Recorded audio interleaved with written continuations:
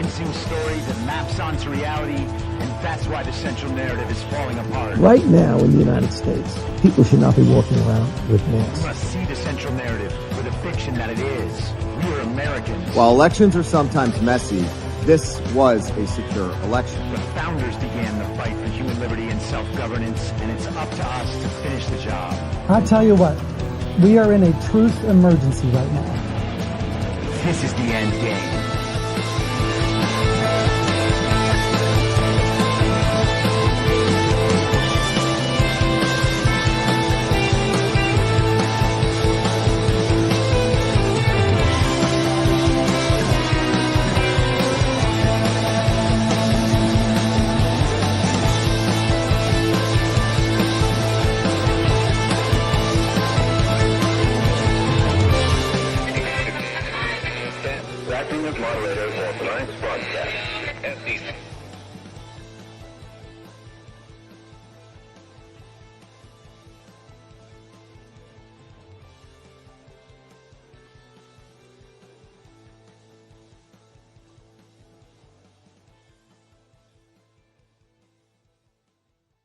All the people that have gone out there against the mainstream media and said, you're going to call us racist, you're going to call us potential Timothy McVeighs, fuck you.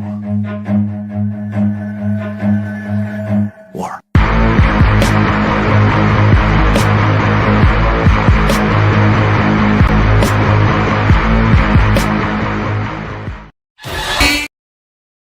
Immensely seductive. Quite sure he's right. And obsessionally neurotic. Pretty dangerous, in fact. Do you mean you doubt your powers to convince him? Worse than that. What I'm afraid of is his power to convince me. Let us never tolerate outrageous conspiracy theories. Say it! Say it! All right, I'll say it. We're talking about putting a manifestly irresponsible man on national television. Sweetheart, be reasonable. How about that? It is Friday, December 13th, 2024, the 1423rd day of dystopia. I'm your moderator, Chris Paul. Let's be reasonable. So how about that? A whole week of live shows, 5 for 5. I did it. This is the first time I've done it. I guess that was all right, right? I hope it was all right. Man, you know who I don't know if they think it's all right about? Worst sentence ever. The people who listen to audio only. So audio only people, if you have feedback, please send it to one of the places where you know you can reach me. And if this is really annoying to you, if you want the more structured and produced audio only shows, maybe I will make sure to prioritize those. I may do another week of this next week just to let you know, because we're heading into the holiday weeks. And I think I'll probably do that, a few shows next week this way. And then I might be off for that Christmas week. Maybe I'll throw one in there. But I really do want to spend some time on a few other projects that I haven't devoted any time to. So let's get into it today. There are some fun things from yesterday that I do want to update. And the first thing I need to update is to refresh my notes app here. There we are. Oh, it's all working out so much better now. A couple funny things. One of them is that out of nowhere yesterday, one of my greatest accomplishments made its triumphant return. I started seeing, or people started sending me, I should say, the "You sound vaccinated" post, but not mine, not the original one, but the this one. Hold on, hold for processing. This one right here. where they put Leonardo DiCaprio's character from Django Unchained, that meme, into this meme. My new favorite insult, you sound vaccinated. They definitely took my meme and made it worse with that meme, but fine, whatever. You know, it's been normied. Let's take something actually funny and subversive and make sure it can be explained to the lowest common denominator. I guess that's what we have. Declaration of Memes was the account that put this out. And then the redheaded libertarian, that influencer, normies, all these people, but very serious intellectuals on Twitter. She said, I first heard this from Conceptual James. And so that is James Lindsay of New Discourses, sorry.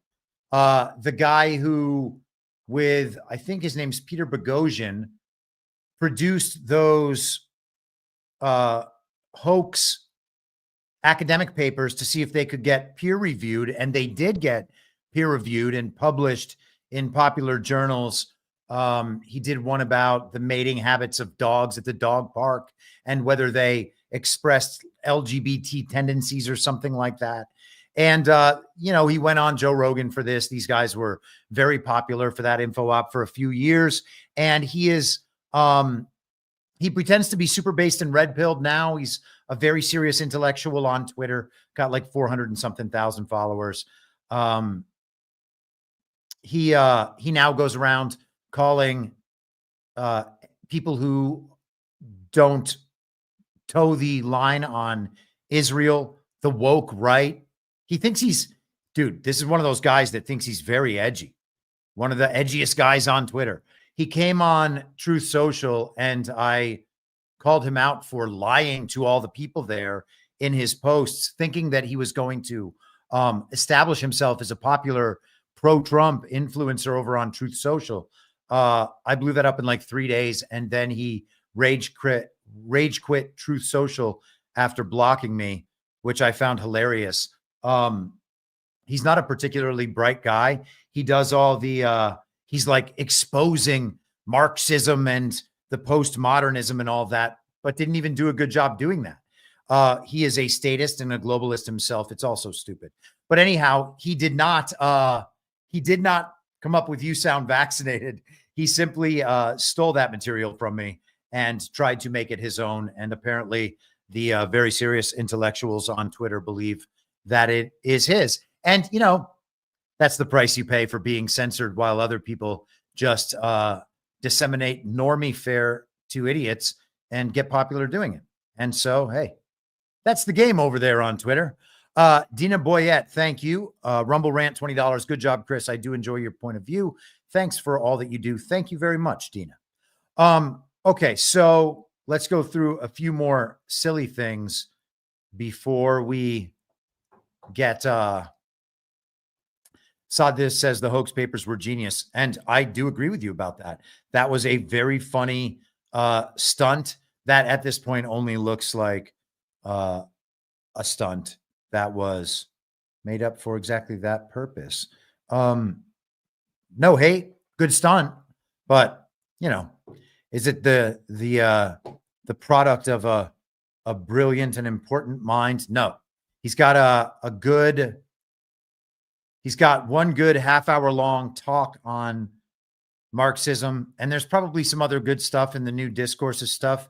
He's gone through the history of those Marxist schools of thought. I don't think he actually understands the problem with them, which is that they are ultimately the product of nihilism and statism.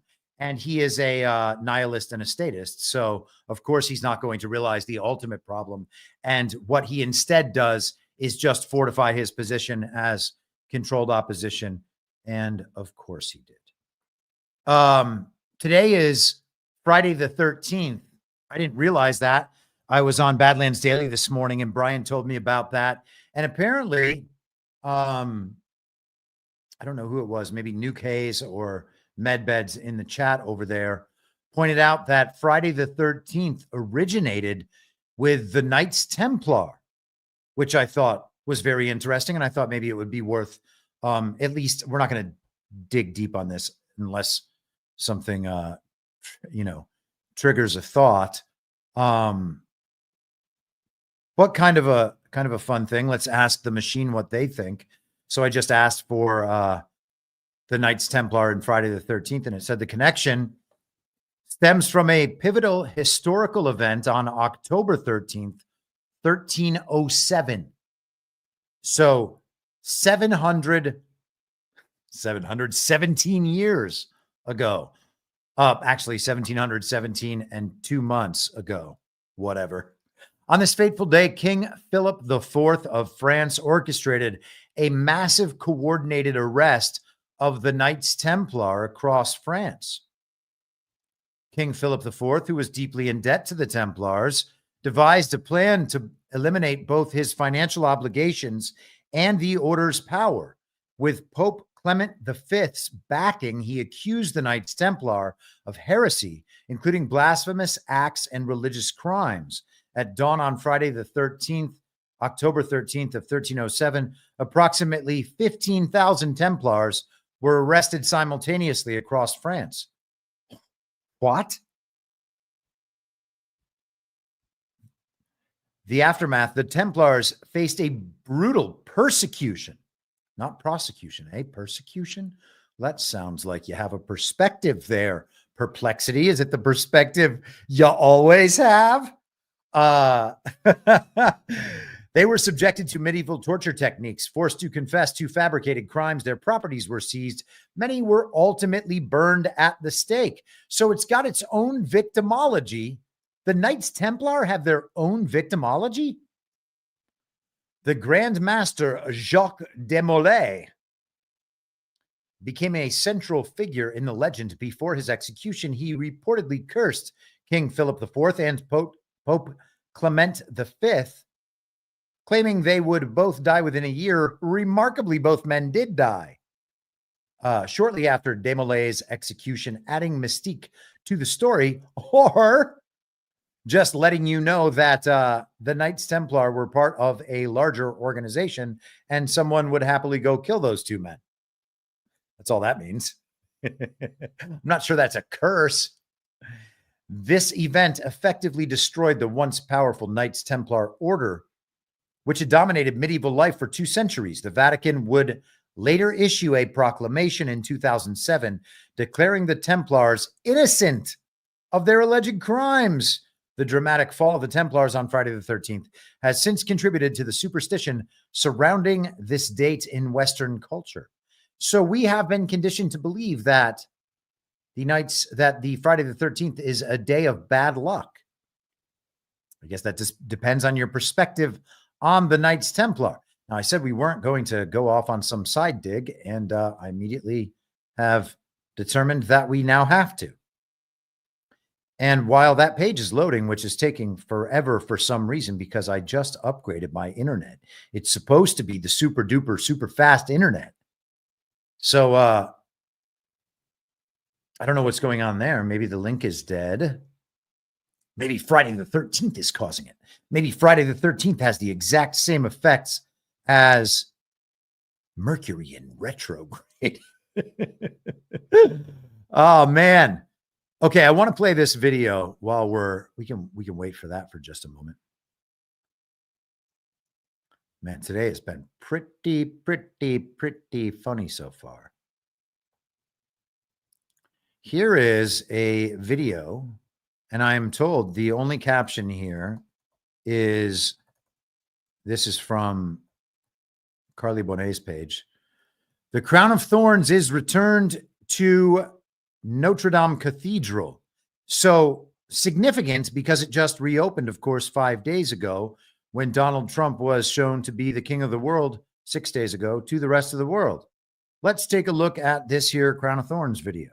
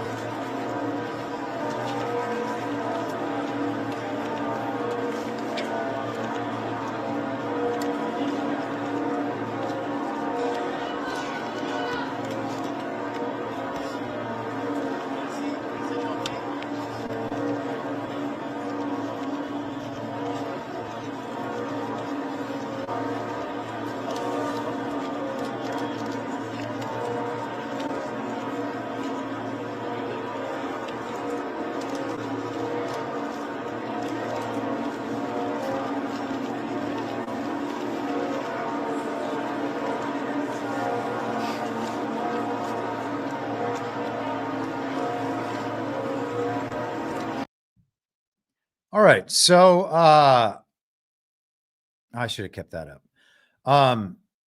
Someone in the chat just said, Hugh Jaddick, is this some huge a dick? Is this some kind of trick? He said Mercury is still retrograding until Monday. So nailed that one accidentally, I guess. I guess we're going to have to look into this crown of thorns ceremony too. But putting that aside for just a moment, you got the Jerusalem cross on these here, I guess, Catholic fellows. And that is the cross borne by one Pete Hegseth. He tattooed it on his chest. Gordon, Ghost of Based Patrick Henry, was in my Telegram chat earlier saying that the Teutonic Knights, officially known as the Order of Brothers of the German House of St. Mary in Jerusalem, originated during the Third Crusade as a charitable and military organization. Their formation can be traced to 1190 in Acre in the Kingdom of Jerusalem, or is that Acre, where German merchants from Lubeck and Bremen established a field hospital to care for the sick and wounded crusaders. And I think he was responding to the Jerusalem cross. He said, "You're not going to believe this, but the cross of Jerusalem is an icon from the Teutonic Knights, which originated from Königsberg." Königsberg was the capital of Prussia. And I think you can draw a direct line from the global order now through Prussians and Khazarians, and you can head on back for 2,500 years and probably hit some Aryans on the way, and a whole bunch of other interesting iterations of this ancient cabal. Now, the Jerusalem cross itself being on Pete Hegseth is mighty interesting today to me, because we're now seeing this symbol pop up again and again. A lot of times people will tattoo symbols on themselves having some understanding of the meaning of what they're doing, and happens to the best of us. And so no judgment on that. Maybe he has complete and total knowledge of the cross of Jerusalem. Maybe not. Maybe he is a fan of Crusades history. I don't know. And maybe he's answered this question in the last few weeks while he's been getting grilled.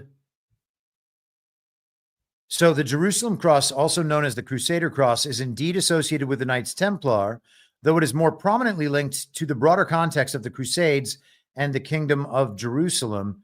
And again, it's also apparently linked to the Teutonic Knights. Maybe there's some crossover. I don't remember this history all that well. And I think my best teacher of this history was the Assassin's Creed video games, to be honest. And by the way, how friggin' ahead of their time, I'm trying not to swear on my streams, how ahead of their time were those Assassin's Creed video games? They are basically the story arc of those games, individually and overall, is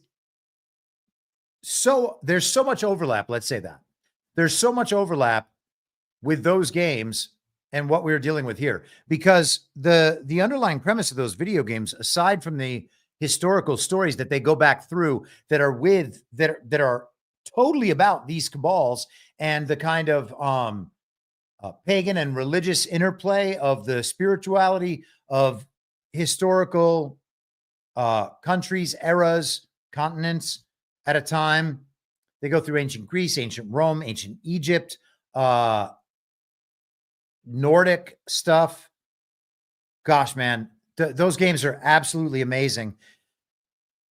But the bridge between modern times and those historical stories, the idea is that there's some corporation that's trying to get to the absolute bottom of all genetic code, and through accessing the history stored in genetic code, they're able to send the main character technologically through the memories of his lineage so that he can go back and learn about and influence these ancient events so that in the modern day they can retrieve some all-powerful religious artifact.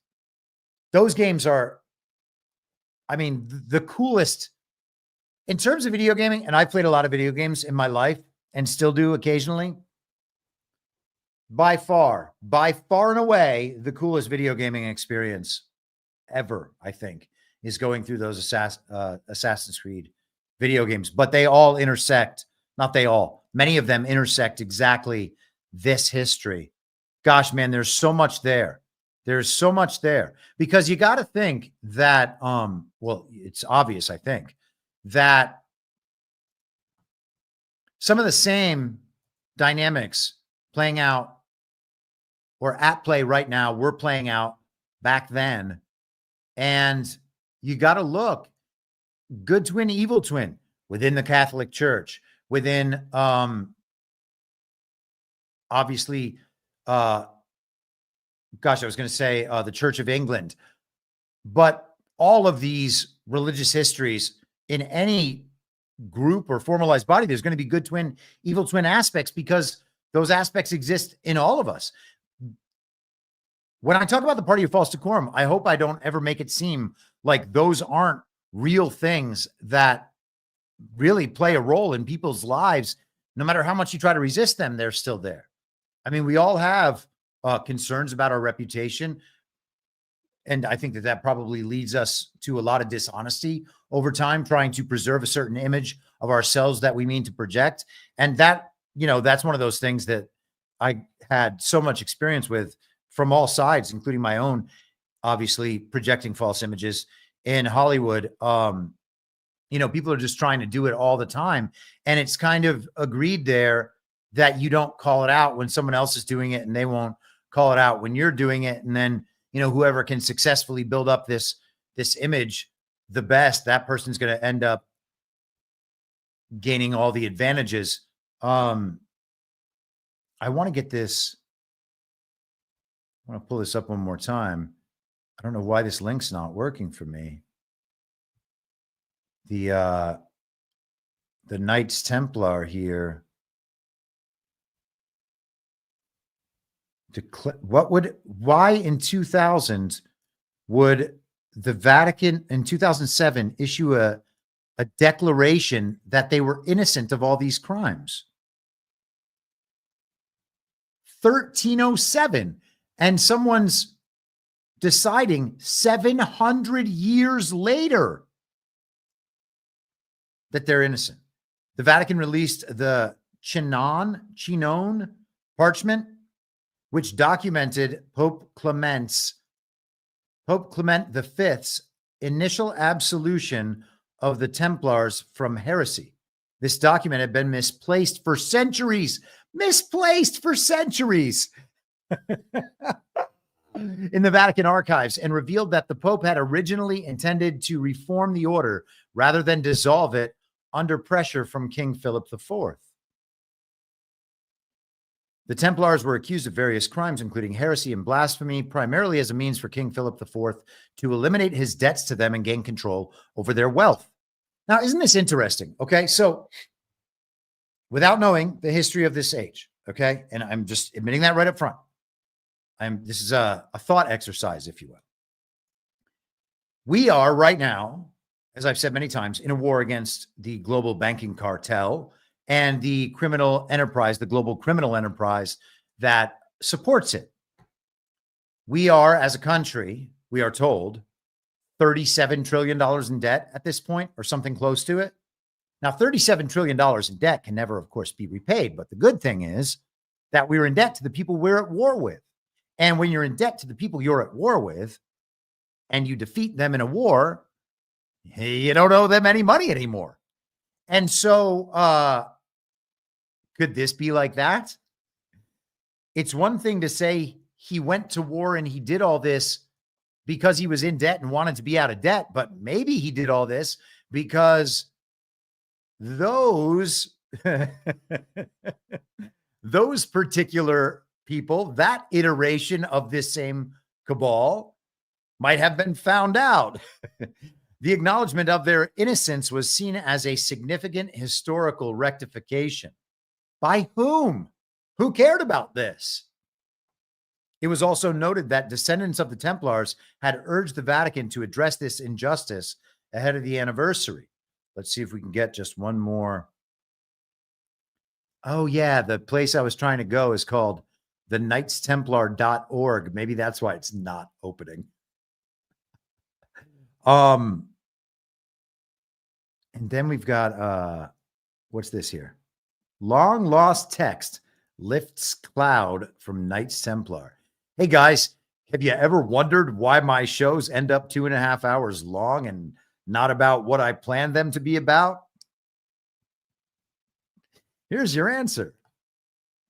I mean, this shit is definitely more interesting than figuring out all the facts about Luigi Mangione or the drone thing. And I'm going to have to hope that you all agree or else I'm screwed. I should have done Dan Bongino's show. Wow. The Vatican has published secret documents about the trial of the Knights Templar, including a parchment long ignored because of a vague catalog entry in 1628. Whoopsie. It's always that, always a slight machine-oriented glitch or a case of human error. The 300-page volume recently came out in a limited edition. What? 799 copies, each priced at $8,377, said Scrinium Publishing House, which prints documents from the Vatican's secret archives. 799 of them at $8,377. Why? Why not make 800? Why not make them any other price than one so absurd and specific? The Order of Knights, which ultimately disappeared because of the heresy scandal. Oh, how about that? Recently captivated the imagination of readers of the bestseller, The Da Vinci Code, which linked the Templars to the story of the Holy Grail. Oh, wow. So the Da Vinci Code comes out, and then the Catholic Church apologizes to the Knights Templar and says, whoopsie, 700 years ago, they must have gotten it wrong?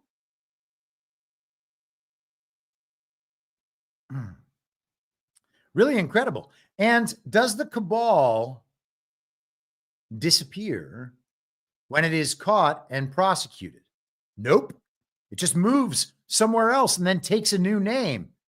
And then everybody's like, no, you see, the history says they disappeared. Like the Prussian Empire, totally gone.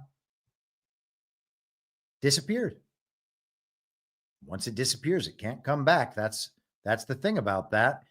And if you look up anything about the bloodlines, they'll say, no. You see, DNA evidence says that bloodline is over. And a different bloodline started in the same place. I was having a discussion about this yesterday, and I shouldn't say it like that, honestly, when I'm talking to the machine. I was having an interaction with the machine yesterday, and I asked the machine about, well, we were talking about the Roma people and their background. And then I immediately got into, when I see that people have historical roots in the land currently called Ukraine, I want to know about their links to the Khazarian mafia and whatnot, just because I'm a conspiracy theorist. Not because of the history laid out in exacting detail by Arthur Kessler or anything, just because I'm a conspiracy theorist. And I think, oh, how about it? This strange homeland of the Rothschilds. I wonder who lived here. And they'll tell you that all of these different people lived there at different times. And it'll tell you where they're, like if you look up the Aryans, for instance. You'll find out that they're an Indo-Aryan people. And then you'll find out, oh, they're actually from this part of Iran. And then you'll find out that some people from Khazaria, way before it was ever Khazaria, so there can't be any link, mind you, went to Iran. And then, you can talk about Persians and Xerxes and all this. And it's like, how do these same people with the same ideology end up in all the same places, but have no connection whatsoever to one another, according to the genealogy and according to the DNA? That's one of those things where the obvious truth is completely overridden by, no, I'm sorry, the experts say. And ultimately, if you're appealing to a genealogical history written down, oops, we lost some documents. That's how easy that genealogical history can be completely distorted and inverted. And then you've got DNA that can't even really be proven at all unless you trust the science. So, sorry, but I'm going to go ahead and think, oh, those people with the same ideology from the exact same place at some point are probably the same people. And what is it? What are we supposed to believe? They were just totally wiped out and replaced by an entirely new people with an entirely different genealogy, who then just ended up practicing all the same, with all the same practices, spiritually, religiously, and otherwise. Okay. Yeah, sure. We just all fell into the same sorts of paganism. That's what happened. The genealogists say that's what must have happened. You can't prove that these people have any actual connection. So we're going to have to go with the DNA says. Well, I will allow retarded people to continue believing things that way.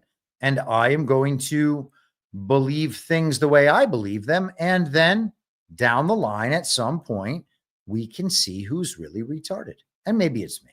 Maybe it's me. Maybe it's me. Anything could happen. It could be me. I've been retarded before, and I certainly imagine that I will be retarded again, though probably not about this. It'll probably be some grave error in my personal life or something. It probably won't be about everyone who inhabited Khazaria, including the people trying to wage ultimate war to save it. It couldn't be that they're all the same and attached to these same merchant bankers throughout the centuries. The Vatican said they were totally innocent. Those merchants who dominated nations through violence and manipulation of currencies and compromise, they were innocent back then, just like they're innocent now. That's what it sounds like to have your Vatican taken over. Let's talk about the new obsession with shit flying around in the sky that I just frankly do not share in any way. I have real problems believing that this is real in the first place. And without believing it's real, it's really, really difficult to go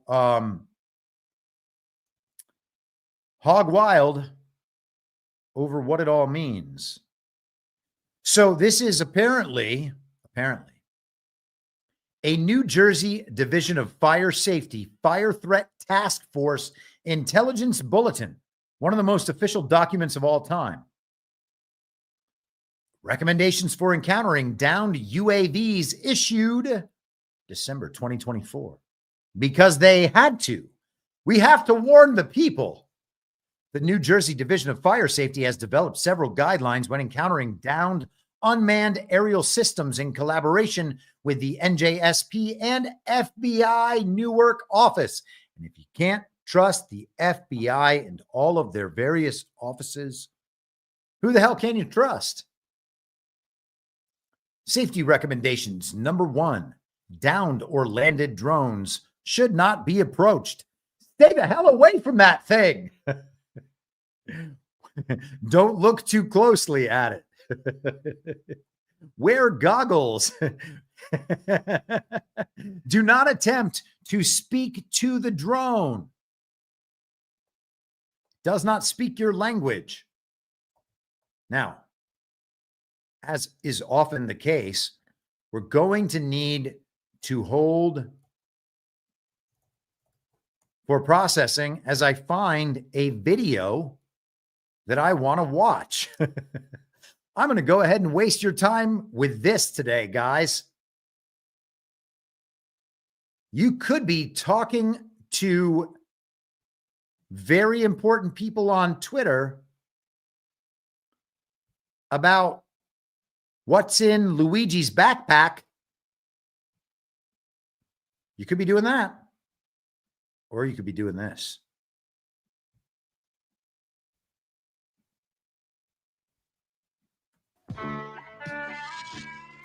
Look, the storm knocked down that big wire. Hey, let's jump our bikes over it. Now, we better move it off the road. No, you better leave that power line right where it is. There's enough electricity there to fry an elephant. We didn't think it was dangerous. You'd have found out too late. Remember, never play around electrical wires or you could be playing with fire. Now we know. And knowing is half the battle. G.I. Joe! Ah, endorsed by the National Child Safety Council. G.I. Joe, the thing that made everyone my age love war. G.I. Joe is there. Hey, do you want these toys? Yep, I sure do. And now, because of my G.I. Joe experience, I know that Alexander de Moraes down in Brazil looks exactly like Destro. And because I have this visual now, I can make sure that you can know this. This is so much better than the audio version. There he is, Destro. This one is my favorite Destro picture. The Brazilian Juan Merchan. Patrick actually noticed that, and I will give him credit for that because I think he's right. I wonder if you put a Juan Merchan haircut on Alexander de Moraes, they would immediately become the same guy. Now, the question is, does E-Bombs World still exist? And if you are a Generation Xer like myself, a late Generation Xer, you will know exactly what I'm getting at here, because E-Bombs World was the place for parody videos of these G.I. Joe videos. What in the world is happening here? Why are they giving me videos that aren't the video I want? Man, E-Bombs World basically seems like it's trying to be the Chive. They're like, you know what we need to do? Mostly try to show tits, but in a way that will make it seem like we're not really trying to show tits. Great. Now I've got exactly what I need. So we're going to watch the proper version of the video we just watched. Now, the video we just watched is the real version, but this is the version worth watching. Oh, man, check out that thing, man. What do you want to do with it? Let's launch over it. Who wants a body massage? What did he just say to us? Mr. Body Massage Machine. Go. What the hell? Body massage. G.I. Joe! Yeah. If that was not a formative part of your young adult years, I guess that I feel bad for you. Okay, so let's get back to the real stuff. The real stuff. Let's talk about what might be trying to teach us about aliens. Damn it, where did that important window go? Oh, yeah, here it is. Today's show is called Off the Rails. Off the Rails, the show where we go totally off the rails. G.I. Joe. Downed or landed drones should not be approached. Utilize the Emergency Response Guidebook. Guide 111 to establish isolation and evacuation distances. 330 feet in all directions initially. It's like Freemasons are just telling us, stay away from our drones. Go back the length of a soccer field and not a football field. Fire service members should utilize full PPE with SCBA when establishing the isolation and evacuation distances and not re-enter zones once established. Let's keep going down. Hazardous materials response teams should approach the incident as an unknown and follow established environmental monitoring procedures as such, to include radiation monitoring. Request the nearest bomb squad. Be aware that electronic devices and two-way radio systems may malfunction in the immediate area. Okay, so now you have a reason why your electronics might be malfunctioning. All right. This is a law enforcement incident. Extinguish any fire and secure the perimeter. Wow. So that seems pretty direct. I don't know how fire communications usually are, but that seems like they are saying this is going to be handled by the FBI. So if it's burning, put the fire out and then immediately get away from it forever, or else the FBI is going to be very mad.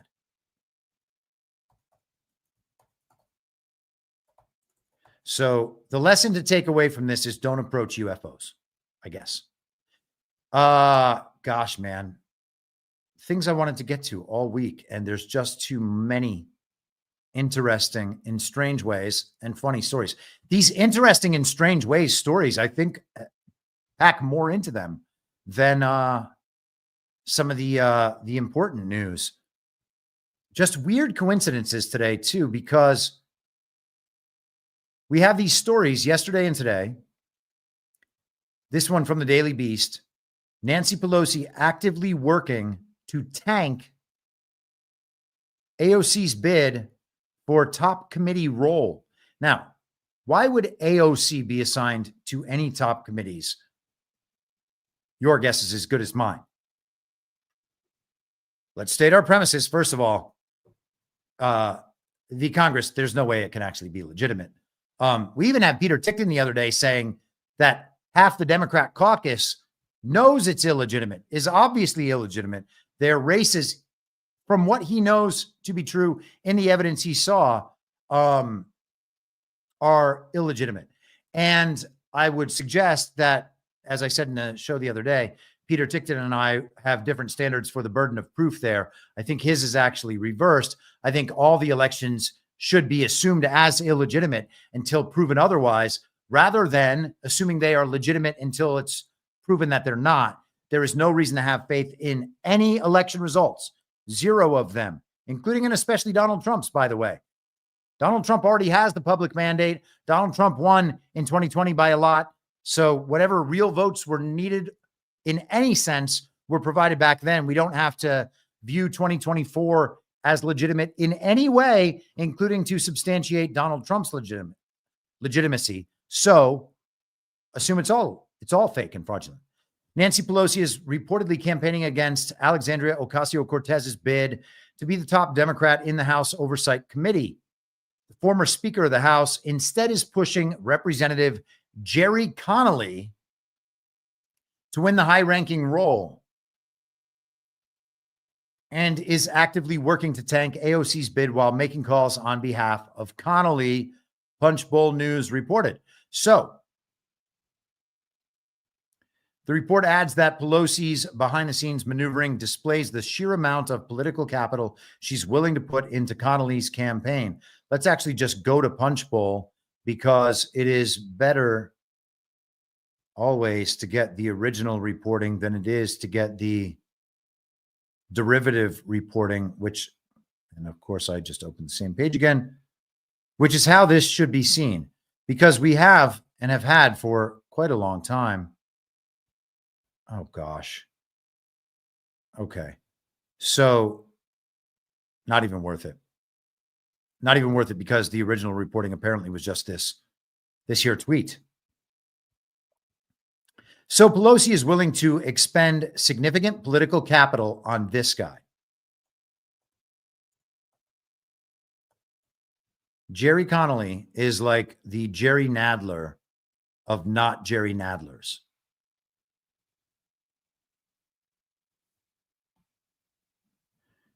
And hold for processing. I don't know why this is taking so long.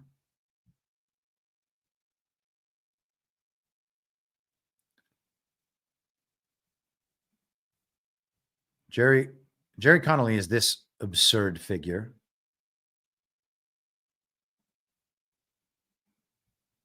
Okay. That's Jerry Connolly. This is the guy that we need on House leadership. I mean, no offense to aging male public school teachers. I had some great aging male public school teachers back in the 90s and the 80s. And so no knock to them, but I think it's kind of a different game right now. And this guy looks like he is a servant of the teachers union. And I'm just guessing about that. I'll probably find out by the end of this article that it's true because everything is so obvious at this point. Connolly is long known for his strong support of Democrat policies. He consistently votes in line with Biden. He's very pro-choice. He's critical of former President Donald Trump, voting for both articles of impeachment against him and opposing efforts to honor him post-presidency. So he is Trump deranged. How long has he been in his job? His political career also includes working for the U.S. Senate Committee on Foreign Relations from 1979 to 1989. What? He has held this position for 15 years.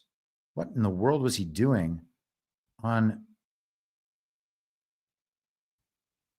a Senate committee? So a lifelong career politician and Trump deranged communist.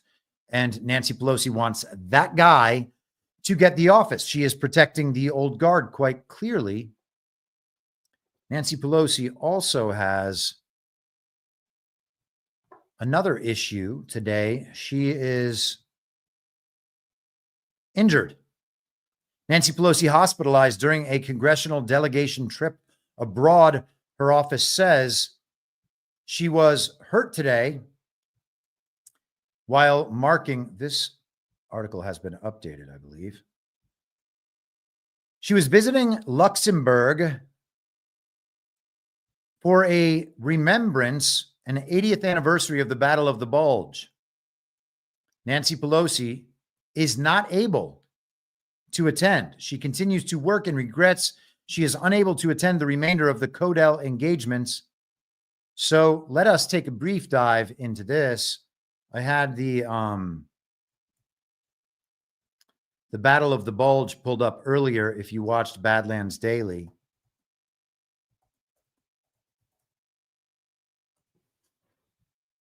If a woman does not enter this race. What Look, in the the last world? time a white man ran the Democratic.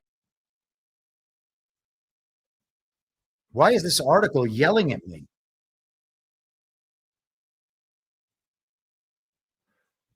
How can ABC News just have videos playing on their page that cannot be turned off? So desperate. The Battle of the Bulge, the significance, according to the machine, it's remembered not only for its scale and intensity, but also for its strategic implications. It represented Hitler's last major attempt to regain control over the Western Front.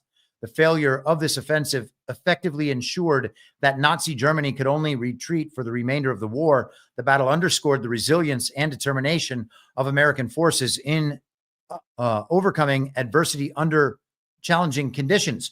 So we are being told that this was a sign of the ultimate defeat of the Nazis. And here we have one of the representatives of the exact same global regime and cabal appearing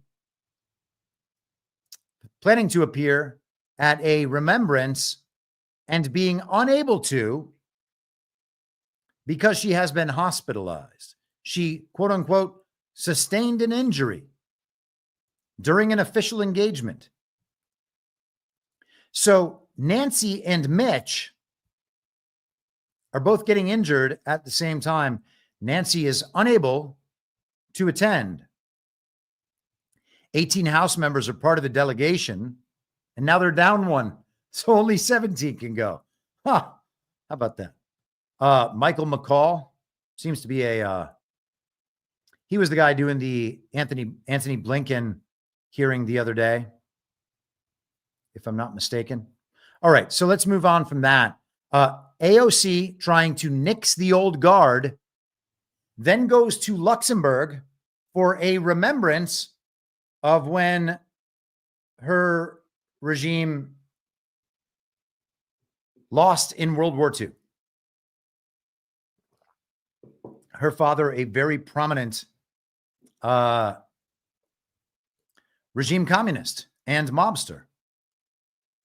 And we're coming up on the 4-year delta of when the documents about Nancy Pelosi's father and family, or, same thing, I guess, but primarily the father, were released on January 6th, 2021, went largely unnoticed. Man, let's do one other mini dig and then we'll move on. Man, I'm so insecure about these, but I people keep saying they like them. I hope that's true. I hope it's not just a response bias toward people liking them. Nancy Pelosi, father, classified FBI files, January 6th, 2021. Isn't that incredible? The same day that her laptop disappears. FBI files included a 1961 investigation and examined allegations of corruption against him. Thomas D'Alessandro Jr., a U.S. congressman and mayor of Baltimore. Let's just ask the machine questions it won't want to answer. Was Alessandro a communist? Now, has Nancy Pelosi been a mole for 60 years? Hey, maybe she's got an out. I would love it. Nothing would crack me up more than Nancy Pelosi being a mole for all these many years. Associated with allegations of ties to communist organizations, particularly through his involvement with groups that were later identified as fronts for the Communist Party, the Soviet Front Group, the International Workers' Order, blah, blah, blah, FBI investigations. Okay, now tell me about the rape that his son, Nancy's brother, participated in of a minor, for which he was eventually acquitted? Not acquitted because he wasn't tried.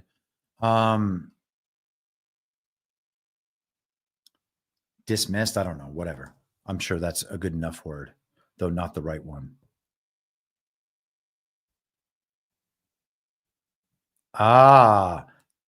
See, it's not Nancy Pelosi's brother. Wasn't Nancy Pelosi's brother involved?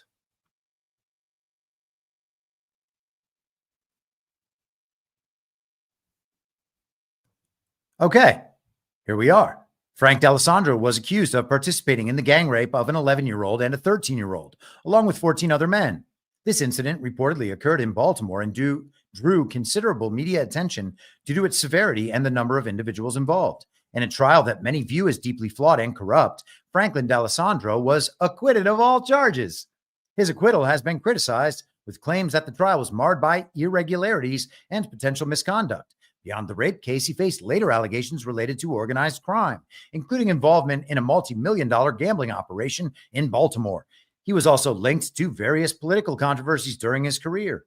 Franklin D'Alessandro's political ambitions were affected by these allegations, particularly when he was considered a strong candidate for governor of Maryland in 1954, but withdrew amid scandal. Yes, the scandal was who he actually was. So, is there anyone in the audience that did not know any of this about Nancy Pelosi and her family history? Yeah, we are going strong today. I've leveled up into full conspiracy theorist all the time now that my live shows have taken over. And I will happily occupy that territory. It's funny that to be called unserious by people who went for masks and lockdowns and vaccines and pretended that Joe Biden received 81 million real lawful American votes and believed that the Ukraine war and the Israel war and all this bullshit is totally real and exactly how the television says. Very serious intellectuals on Twitter. You can't say those things. People aren't going to take you seriously. Well, commies, let's have a go. Let's try it and see what happens. Uncensor me and let the best man win. How about that? All right. Salty as fuck. I don't swear anymore. Let's go to this video. We were talking yesterday about NATO and how it was probably not going to exist anymore. And I absolutely friggin' blew it by not posting this video. I always find a way to forget something I was going to talk about in my show. This is Mark Rutte. Prevent the next big war on NATO territory and preserve our way of life. This requires us all to be faster and fiercer. It is time to shift to a wartime mindset and turbocharge our defense production and defense spending. Okay. So the head of NATO is, I believe he's Secretary General now. Ghost is probably already yelling at me in the chat. Here we are. Is Mark Rutte Secretary General of NATO? Yes, he took office on October 1st. Okay. I wasn't sure if he was officially Secretary General or if he had some other role. We've got that covered.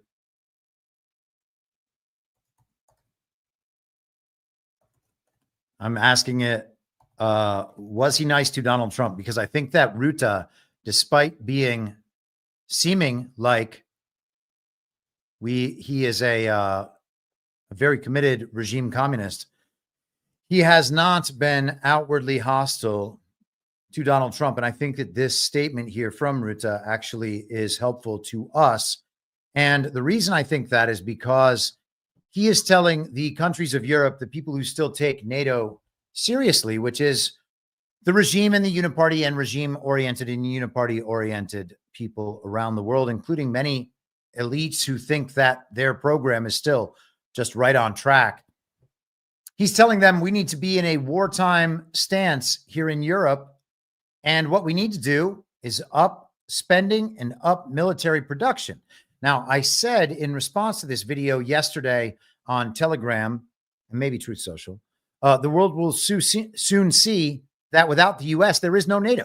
So what happens when the United States of America stops funding NATO and stops doing the bidding of NATO or being prepared to do the bidding of NATO vis-a-vis Article 5 of the NATO treaty? Well, I would suggest to you that Donald Trump has already removed us from NATO in every important respect. I could be wrong about that, but it seems like that's what's happened. Maybe not. Maybe he stayed in there in case anything went wrong during this strange pause period, but he has told the other countries that they need to pay up. He has said that they did pay up, and that's why NATO still exists today. I don't know why we would stay in NATO, okay? That's got to be over and done with once Trump comes back. There should be no treaties of the kind, these multilateral treaties where if anything happens, all of a sudden we have to go to war on someone else's behalf. That's bullshit. That does not work in the multipolar world order. In my opinion, I don't think that's tenable, principally or otherwise. I guess we'll see. Which is not to say that we don't ever go to anyone's defense.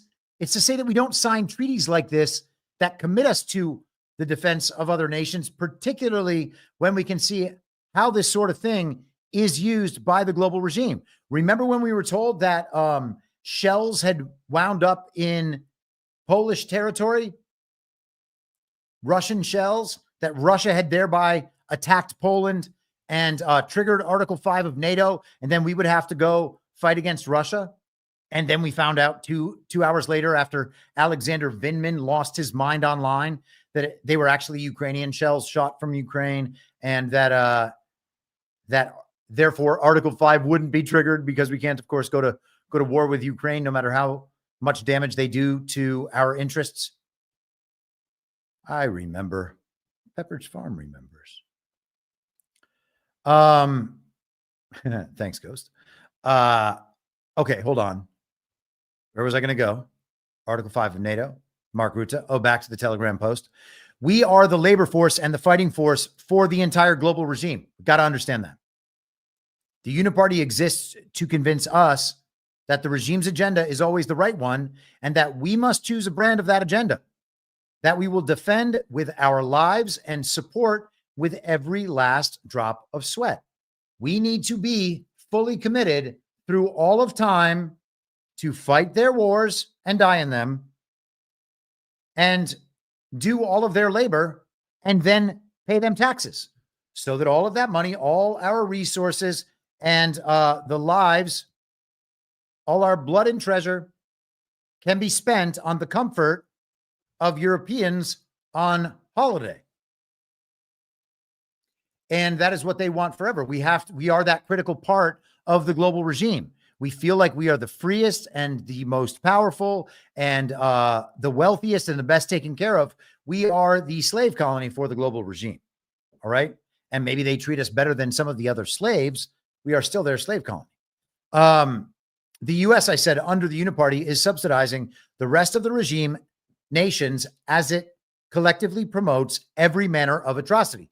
The global regime, it would be one thing if we were just well taken care of slaves. Maybe it would be like, okay, well, I guess there is no escape from this sort of condition, no matter what. So at least we are well taken care of, and we get to have our families and our lives, and we love them, and we can still find love and find some sort of worldly pleasure along the way, and we can still seek God, and everything's just fine. So I guess our condition is to be permanently slaves. We can deal with that. And if we have to fight a war every now and then to preserve our freedom and our freedom to vote, I guess we can do all that too. We could resign ourselves to that. Okay. Except for the fact that the regime is actually committing atrocities in our name, not only here in this country, but all around the world. And that makes it untenable. Supporting the legitimacy of this government is what allows it to continue. Your attention and your refusal to consent are all that are required. Do not, in your words or actions or arguments, or even in the acceptance of these things as fact, support NATO. You don't need to. It's not a patriotic act to support a global police force that works against the will of not only American citizens, but of sovereign people everywhere. Okay, there's nothing good about that. I just realized that never mind. There's nothing good about that. We do not need to support that just because the United States is, we're told, committed through some treaty that a bunch of global communists signed years and years ago. I mean, it is absolutely crazy to think that this is just part of our legacy. We need to do this. Oh, they're our friends. They're our allies. They would show up for us if we needed them. No, they wouldn't. And that's not how the arrangement is, you know?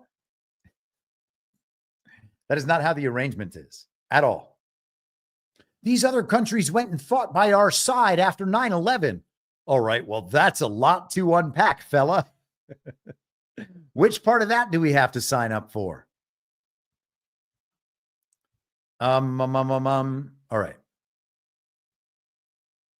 We will continue.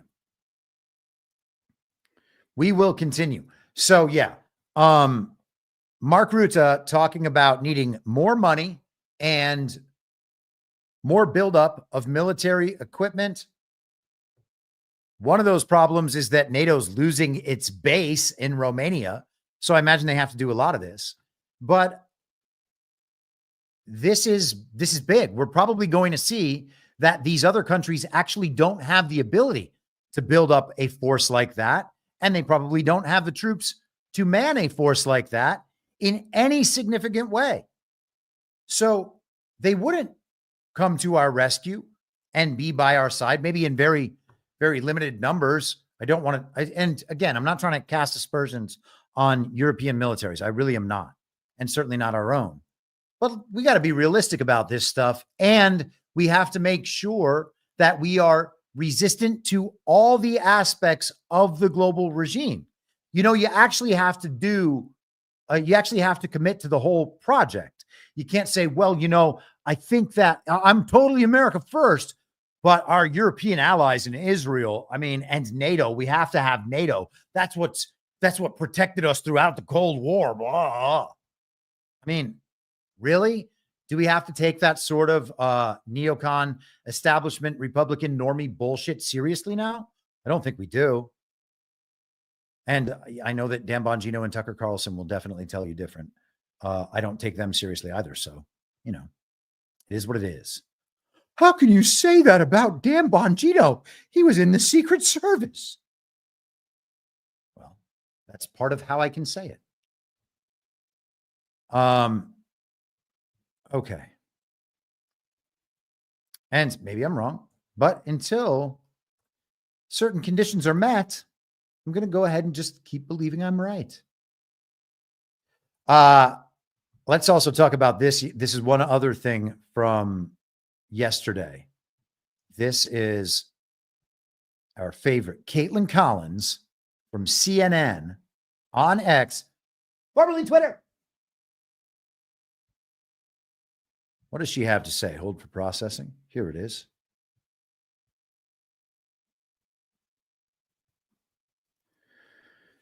Trump regularly calls Mrs. Abe to check in on her. A source close to the president-elect confirmed.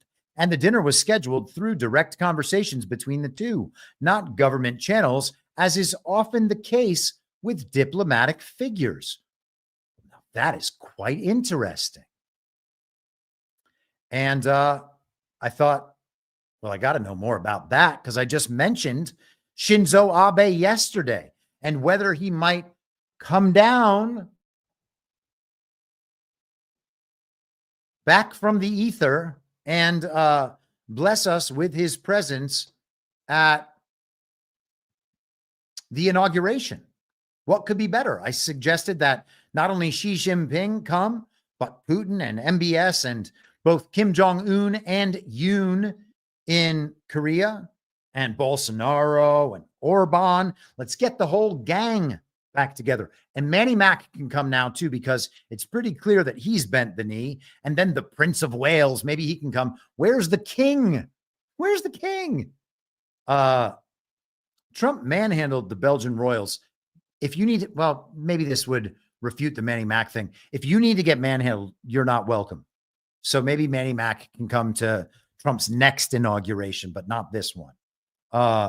Trump had dinner with Mrs. Abe.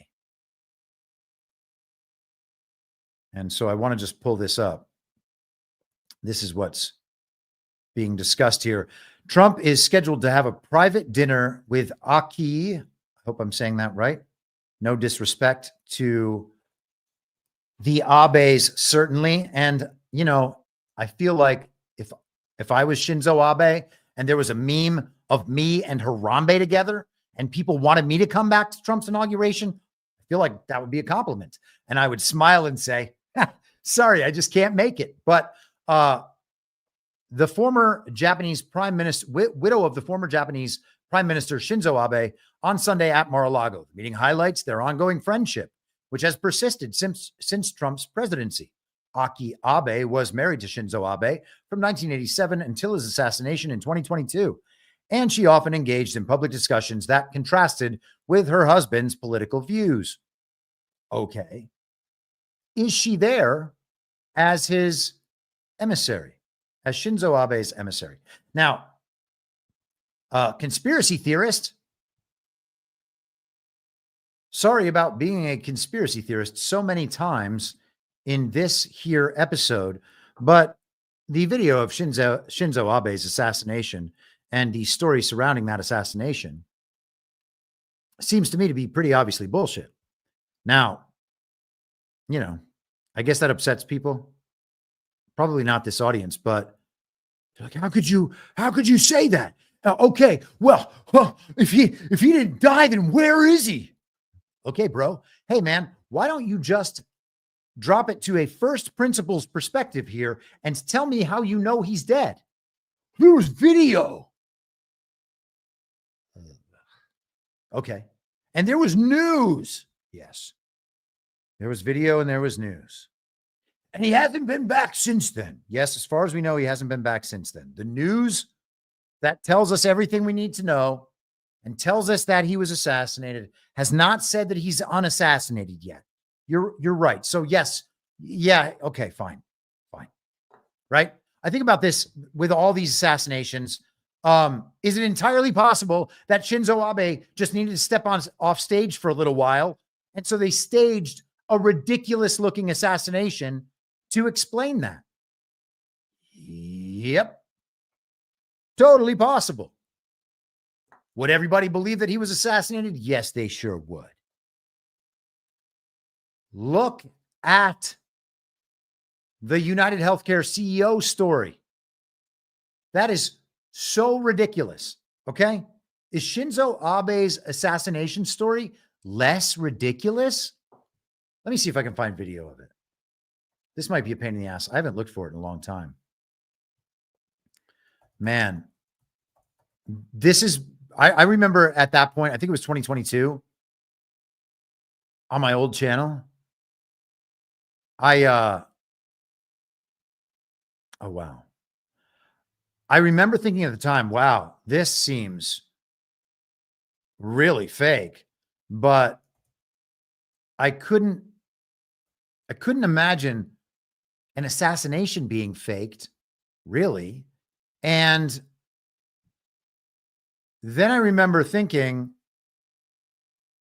this is actually really dangerous because this is a Trump ally, and this looks like the regime striking against a key player in the sovereign alliance, and that could present a very dangerous geopolitical, potentially kinetic situation in the world. And it didn't, of course.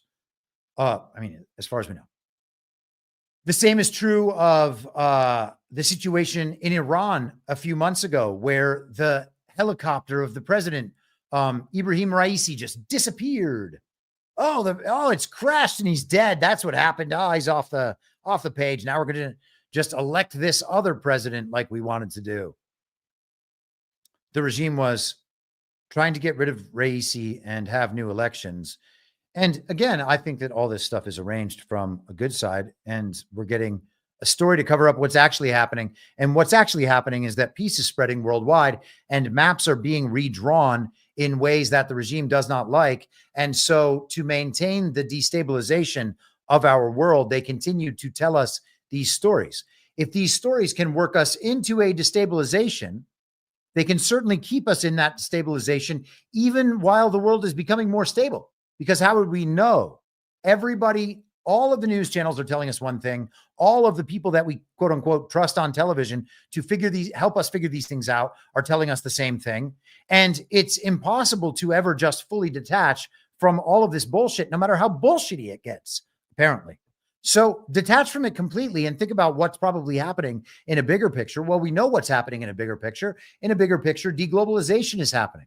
And there seems to be a sovereign alliance, but regardless, maps are being redrawn. How would those maps be redrawn? Well, all of these countries and all of these regions where this conflict is happening, they have disputed the legitimacy of these maps now for decades, or for a century, or in Russia's case with Ukraine, centuries. And that land has been fought over for centuries. Same is true, of course, in the Middle East. So considering that in the good twin, evil twin perspective, there are really only two sides here happening all around the world. And there might be different factions and different iterations and whatever. Okay, we can allow for that. But there's two sides. And if one side is winning and the other side is the one that created all the debt and drew all the maps and controls all the media, then how do we expect that side to react? And why do we still default to believing their side or giving any credence to their story whatsoever? We can just look for the other side's story and then see whether or not that maps onto reality. And we might not get a complete picture. I don't suggest that we will get a complete picture, but at least we get a discernible picture to interpret new information, on which to interpret new information as it emerges. And it is much more sensible to interpret new information as it emerges in that rubric than it is to try to solve the news. So,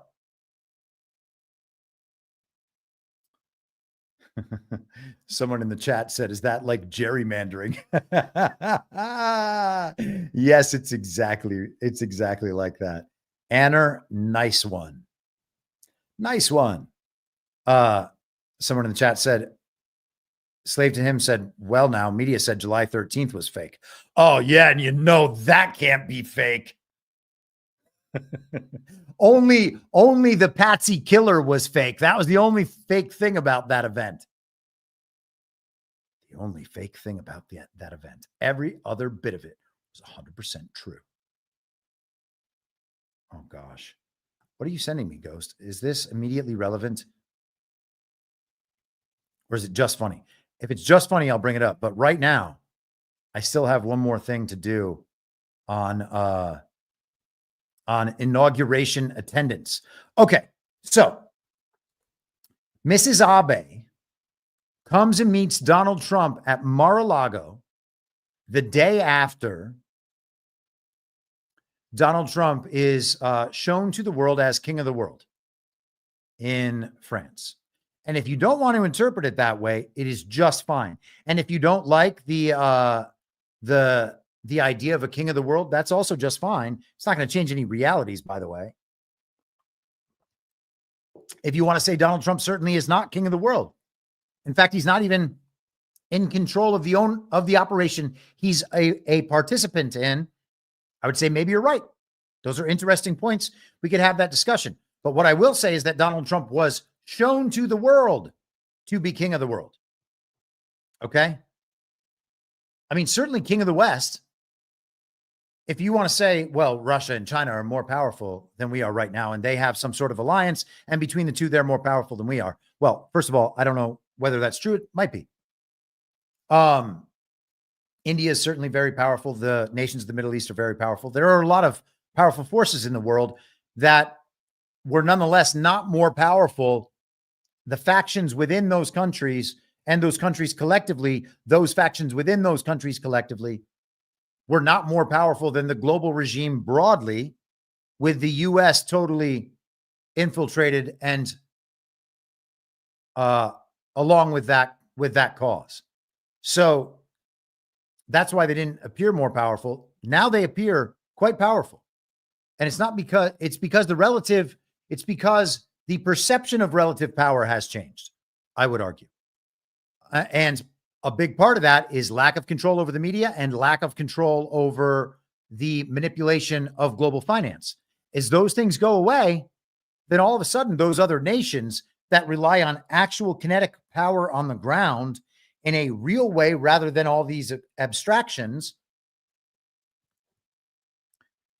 that paints an entirely different picture.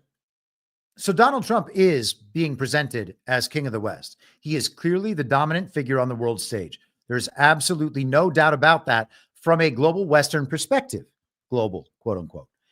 Putin and Xi might not agree with that, and people in the Orient might not agree with that. You're not allowed to say Orient. Okay. Let's talk about Xi for a minute. We are being told that Xi Jinping is not going to attend Donald Trump's inauguration. Wow, I can't spell inauguration. Sometimes I lose my links and I cannot find them again.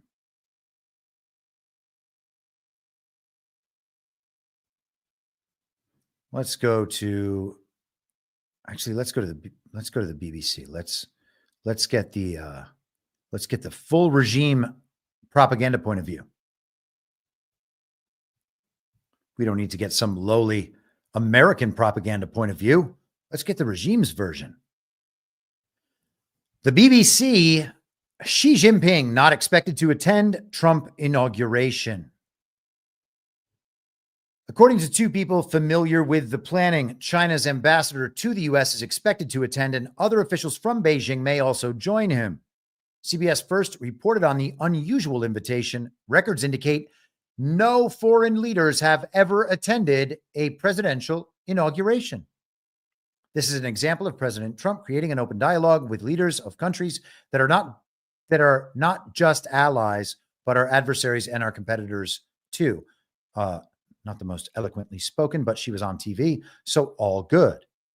In October, Trump told podcaster Joe Rogan he controls 1.4 billion people with an iron fist. I mean, he's a brilliant guy, whether you like it or not. And this is something Trump has said countless times. They also note that some of his cabinet picks, some of the guys that made the fantasy team, were Marco Rubio and Mike Waltz, who are critics of the Chinese government. They are considered China hawks.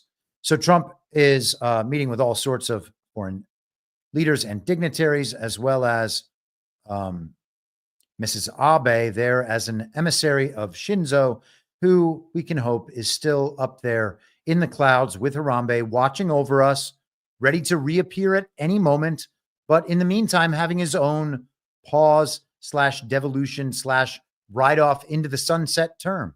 And hey, man, Shinzo, great guy. Let him ride off into the sunset. So I became immediately interested in why Trump would be inviting world leaders to his inauguration,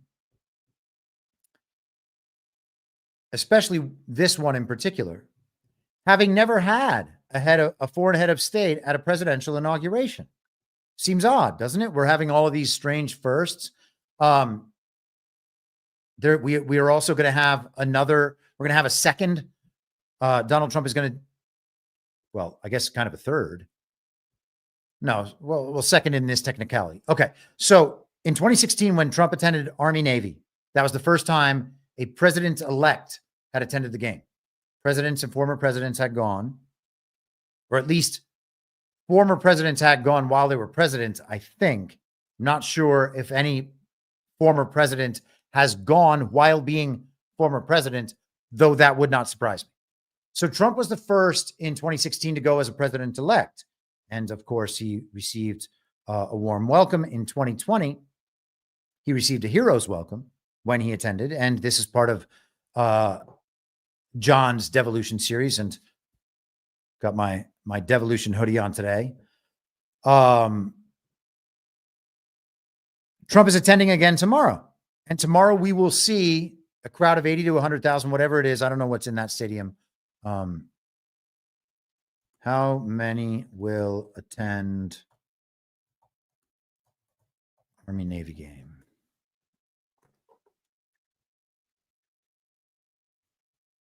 Typically draws around 70,000 spectators. This year's matchup is particularly notable as it marks the 125th meeting between the two teams and will take place at Northwest Stadium in Landover. In addition to the large fan turnout, the event will also feature a ceremonial march on where, and this is in quotes, so I guess that's a song, where approximately 4,000 midshipmen and cadets parade into the stadium, enhancing the atmosphere with a sense of tradition and patriotism. How about that? The presence of high-profile attendees, including Donald Trump, is likely to further elevate interest and attendance at this historic game. Now, we looked up some of this on Badlands Daily earlier. Army is 11-1 this year and 19th in the college football rankings. I would bet that they will win this game over Navy tomorrow and then ascend to 17th in the college football rankings when they are released. And I believe that happens Sunday. I guess we will see if I'm correct about that. So Trump shown to be king of the world on Saturday of last week. Trump shown to be in command of the American economy yesterday on Wall Street, dinging that bell. And tomorrow to be shown as commander in chief.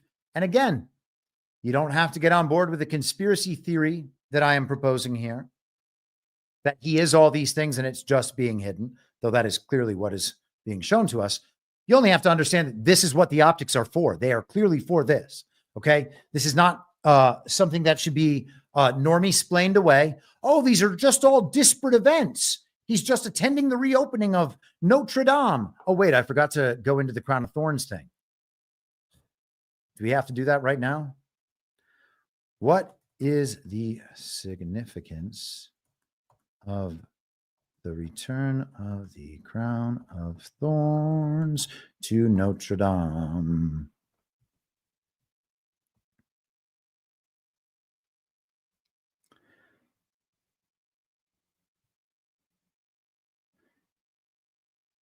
Okay.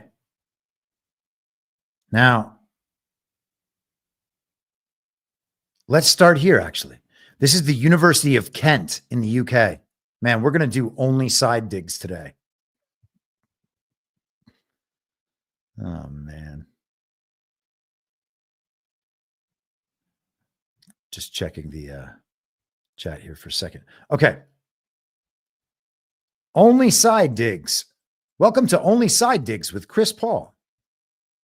This is the University of Kent saving of Crown of Thorns, remarkable and significant. So this is April 18th, 2019. An expert on medieval history says the saving of the Crown of Thorns from the Notre Dame fire is both remarkable and particularly significant during the Easter period. When the spire of Notre Dame Cathedral collapsed in a fiery blaze, it looked as if the priceless treasures inside would be lost forever. It was a marvel, therefore, to see that the Gothic fabric, which is over 850 years old, held strong. And this is Emily Gurry, Dr. Emily Gurry of, I suppose, the University of Kent, though maybe not. As the news of the destruction unfolded, we learned that Father Jean-Marc Fournier orchestrated the rescue of many relics in the cathedral treasury with the assistance of firefighters. With minutes to spare, they formed an assembly line and managed to save some of the most ancient and holy treasures in all of Christendom, including the relic of the Crown of Thorns. Preserved in a gilded, crystalline reliquary, kissed by visitors at Notre Dame on the first Friday of every month and exposed to the faithful every year for a special service on Good Friday, the crown relic looks like a wreath comprised of brittle but elegantly woven marine rushes. This delicate relic has a long and complicated history, and for the past 8 centuries, it has been protected by glittering Gothic spaces and worshipped in Paris as a tangible physical symbol of Christ's kingship. In the wake of the fire at Notre Dame and on the eve of Good Friday, it is timely to reflect on the significance of this sacred object and its remarkable survival. The crown of thorns is named in 3 of the Gospels as one of the many tortuous instruments used during the mockery. After the flagellation, Roman soldiers wrapped Christ in a purple or scarlet robe, forced a scepter made of a reed in his right hand, twisted together a crown of thorns and set it on his head, and exclaimed, "Hail, King of the Jews." While the robe and staff signified ridicule, the crown of thorns would also have elicited physical pain. In the book of John, the Passion narrative is extended to include another encounter before the judge's seat. It first arrived into the Kingdom of France in 1239, but it was not until 1806 that Archbishop Jean-Baptiste de Belloy of Paris oversaw the transfer of the crown relic to the treasury of Notre Dame, where it could be worshipped by all of the people of Paris as a shared civic treasure. It has remained in the cathedral, enduring the violence of the Commune and 2 world wars until calamity struck this week. Thankfully, it has survived and will be housed at the Hôtel de Ville during the rebuilding of Notre Dame. Enduring wars, disasters, and other threats from the vicissitudes of time, this small sacred object, a little cluster of ancient branches that signify Christ's salvation, still remains. Okay. let's leave it there. Now let's check out the Associated Press from today. Crown of Thorns returns to Notre Dame Cathedral for public veneration. So there we see it. It is a beautiful artifact.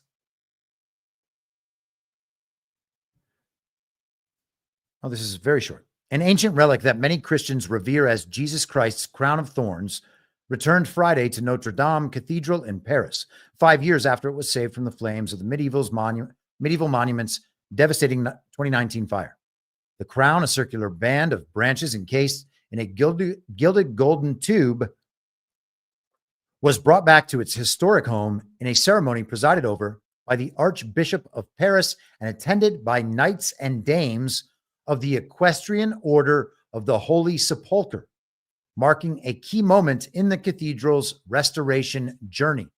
And there we have an entryway to an entirely new rabbit hole on the Equestrian Order of the Holy Sepulchre. Jeez, man. Only side digs with Chris Paul.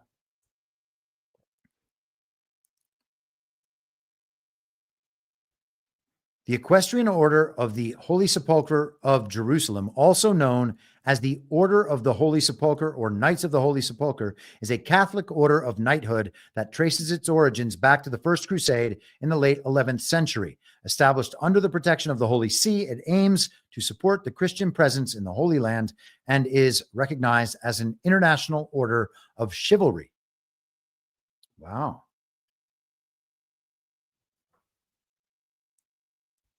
I'm trying to find if there's, just scan if there's anything very interesting. Today, the Equestrian Order continues its historical mission by promoting peace and coexistence among Christians, Jews, and Muslims in the region. Its motto, Deus lo vult, God wills it, reflects its ongoing commitment to justice and equality for all people in the Holy Land. Okay. Now, of course, this is also, as I said, the same cross on Pete Hegseth's chest. The relic was first mentioned by Jerusalem pilgrims in the 5th century before being transferred to Constantinople in the 10th century. In 1239, it was acquired by King Louis IX of France, who brought it to Paris and housed it at Notre Dame before commissioning the Sainte-Chapelle for its safekeeping. It was later returned to Notre Dame. During the fire that consumed much of Notre Dame on April 15th, 2019, the crown of thorns was preserved in a sealed case alongside other relics. Firefighters' quick actions ensured the survival of those treasures. Well, what about the holy man in there? No credit at all. Starting January 10th, the crown of thorns will be displayed for public veneration every Friday until April 18th, culminating on Good Friday. Afterward, it will be shown on the first Friday of each month. Okay, so very interesting stuff, man. I'm one of those people that just like wishes he knew all of the history. Polymath says, did we win the main quest? Is that why we're doing all the side quests? The princess is in another castle, perhaps. Well, the princess is definitely in another castle when it comes to the utter obsession with American politics. It has gotten so boring. Yeah, we're on side quests at this point. I actually think that the side quests are probably the point. We'll just keep doing side quests until everyone wakes up. Maybe the side quests will help people wake up rather than seeing the same damn stories over and over and over again and getting the based and red pill takes on the fake news. Everybody just trying to solve it. Oh, I know what happened to Luigi Mangione. Sure you do. Sure you do. I can't wait till it all gets figured out. Luigi Mangione. He definitely exists. Let's go back to Xi Jinping and the turning down of this invitation. So I thought to myself, hey, man, it's kind of weird that no foreign dignitary has ever attended a presidential inauguration. And so I asked the machine. And the machine said, historically, no foreign head of state has ever attended a U.S. presidential inauguration. This practice has been consistent since at least 1874, as documented by State Department records, which indicate that while foreign dignitaries and ambassadors are typically present, heads of government do not usually participate in these ceremonies. Okay, so the invitation to Xi Jinping represents an unprecedented move. Okay.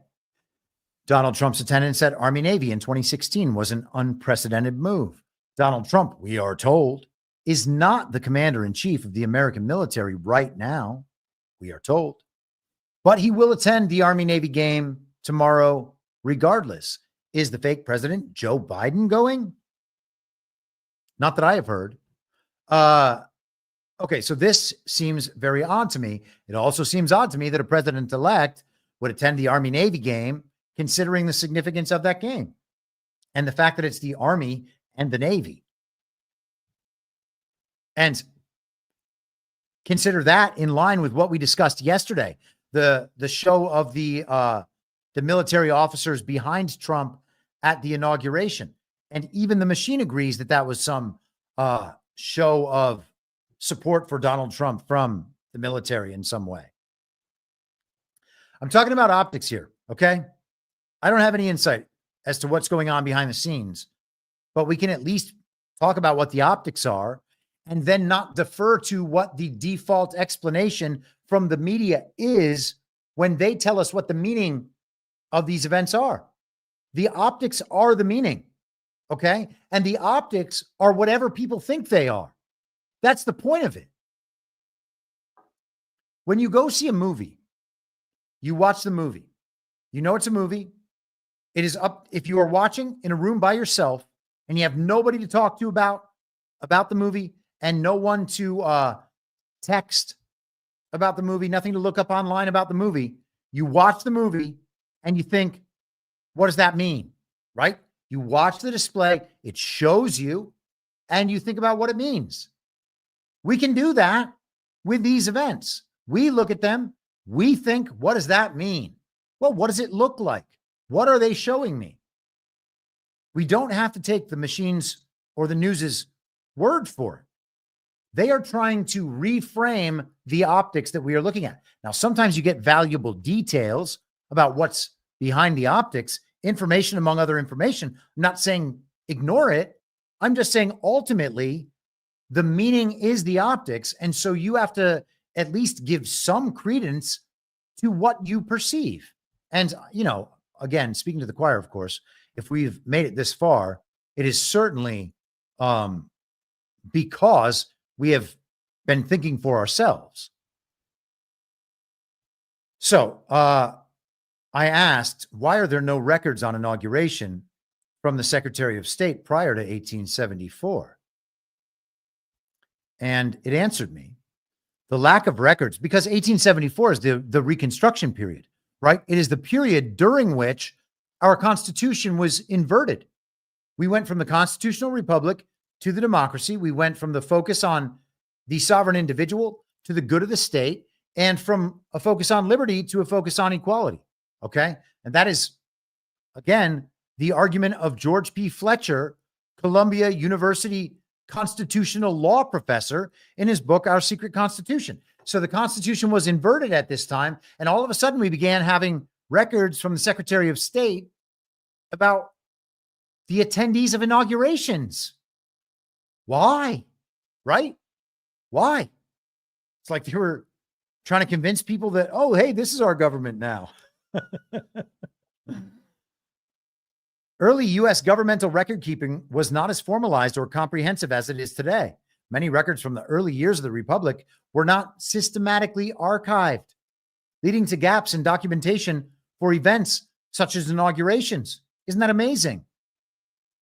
We had a gap, a document got lost for 700 years.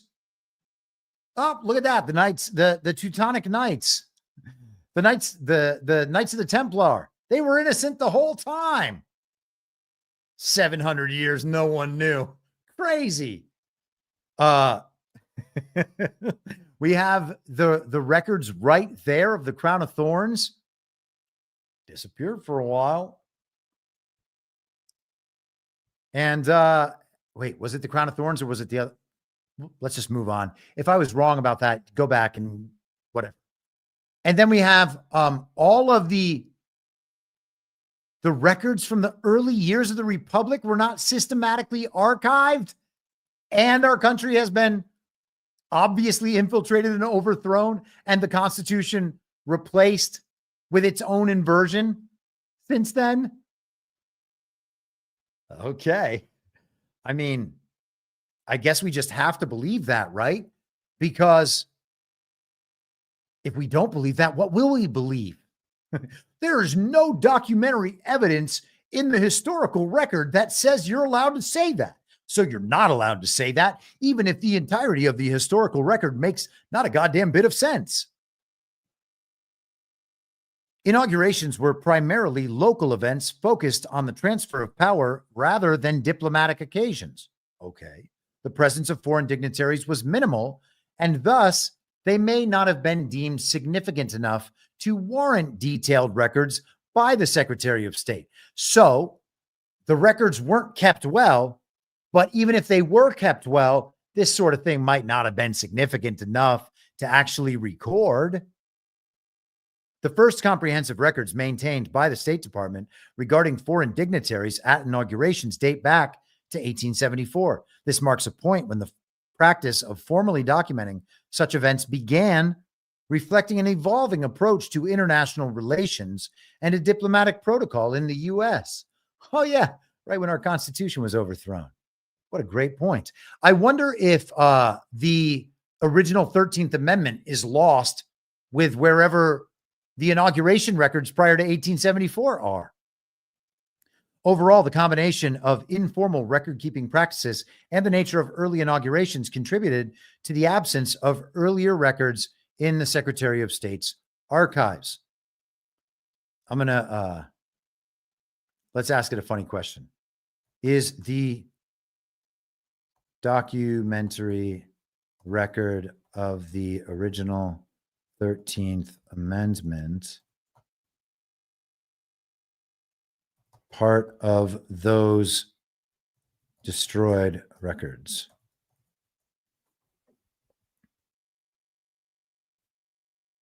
Ha. How about that? So the original 13th is that.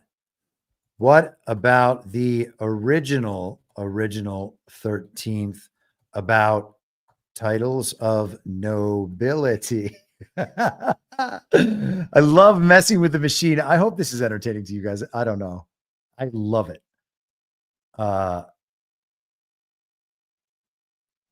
The Titles of Nobility Amendment is a proposed amendment to the U.S. Constitution that was passed by Congress on May 1st, 1810. It aimed to strip U.S. citizenship from any individual who accepted a title of nobility or honor from a foreign power without congressional consent. Despite being approved by Congress, it was never ratified by the requisite number of states and remains pending. Oh, gosh, but what if that's not true? Would that mean that everything that's been passed by our Congress ever since then would be totally null and void? Yes, of course, that's what it would mean. The amendment sought to prevent foreign influence in American governance by revoking citizenship for those who accepted titles or honors from foreign entities, reflecting early American fears of aristocracy and foreign corruption. You know what one of those titles was? Esquire. You know what a bar license is? The amendment was influenced by concerns over potential loyalty conflicts during a time when the U.S. was wary of European powers, particularly in the wake of events like the War of 1812. Whoa, what? Well, that doesn't make any sense. You know why? Because this was 1810. How about that? It was partly a reaction to fears that American officials could be swayed by foreign titles or honors, such as those offered by Napoleon's Legion of Honor. Oh, yeah, we were scared of Napoleon. Yes. Scared of Napoleon. Were the French under Napoleon enemies of the United States?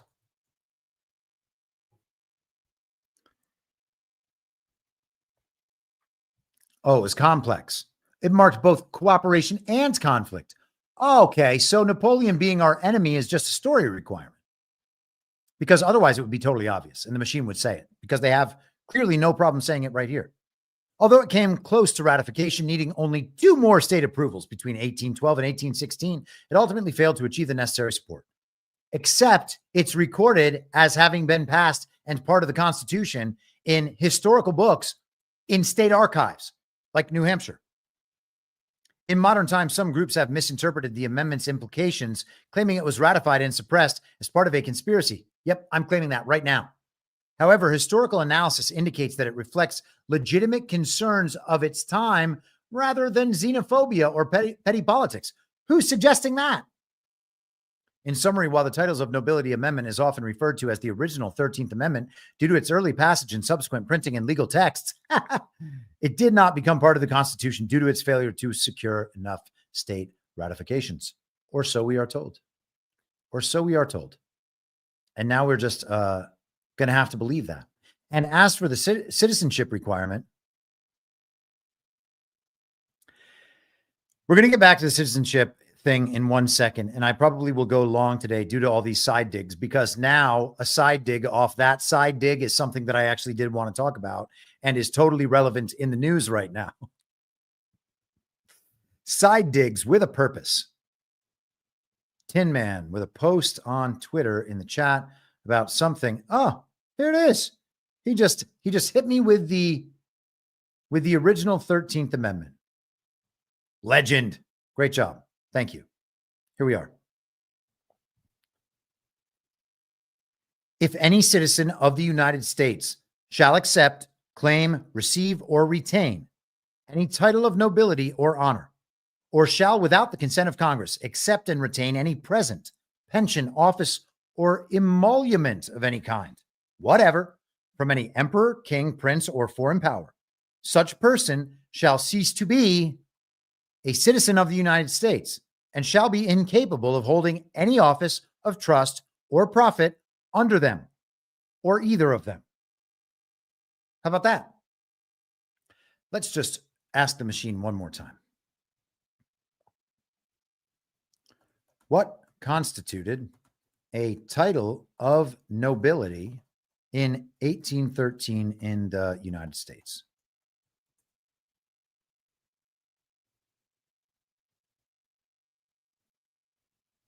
A title of nobility generally referred to any formal designation of honor bestowed by a monarch or sovereign authority such as duke, count, or baron. The Titles of Nobility Amendment aimed to ensure that no U.S. citizen could accept, claim, blah, blah, blah. We went through that. Let me see here. What about Esquire?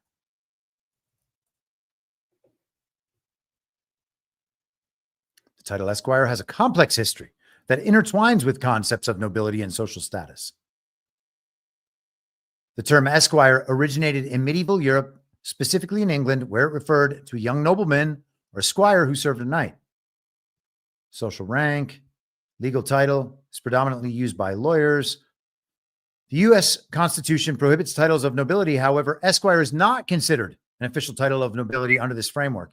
It is viewed more as a courtesy title that has persisted. The Titles of Nobility Amendment, proposed in 1810, aimed to prevent American citizens from title, indicating that while esquires have historical roots in nobility, their modern application in the U.S. is strictly non-aristocratic. Okay, but what about in 1810?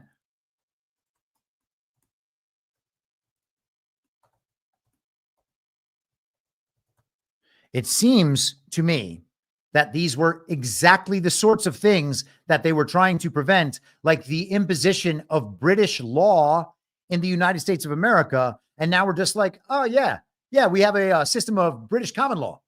It all just got installed at one point. Historical context originally.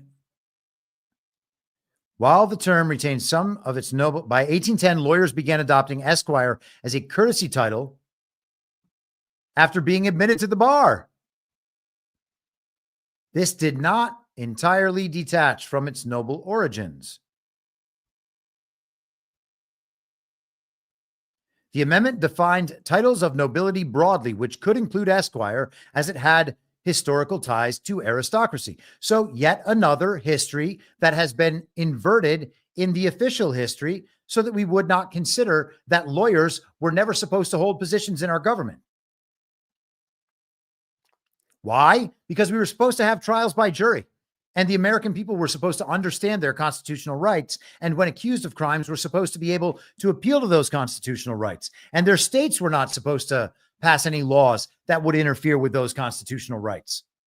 But of course, our country has been entirely inverted. Now, if you were the colonial British back then trying to bring the United States back under their control, and you had gotten a system of British common law installed in the United States that had just revolted and won and separated and won their independence, you certainly would not want a system that barred the lawyers practicing your law from being able to write new laws and then being able to tell everybody else what those laws meant. Gosh, man, you know, the whole 1871 thing, say whatever you will about the specifics of that and the documentary evidence that people believe is necessary to prove that. This is the sort of thing that proves that. You can watch the country systematically be returned to the regime in chunks as you go throughout our history. Is that the sort of thing that a war would be waged over? I would argue that absolutely that is the sort of thing that a war would be waged over.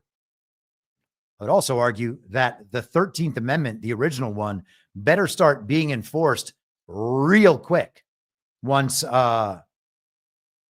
we are back to that base layer. And that has to happen fast.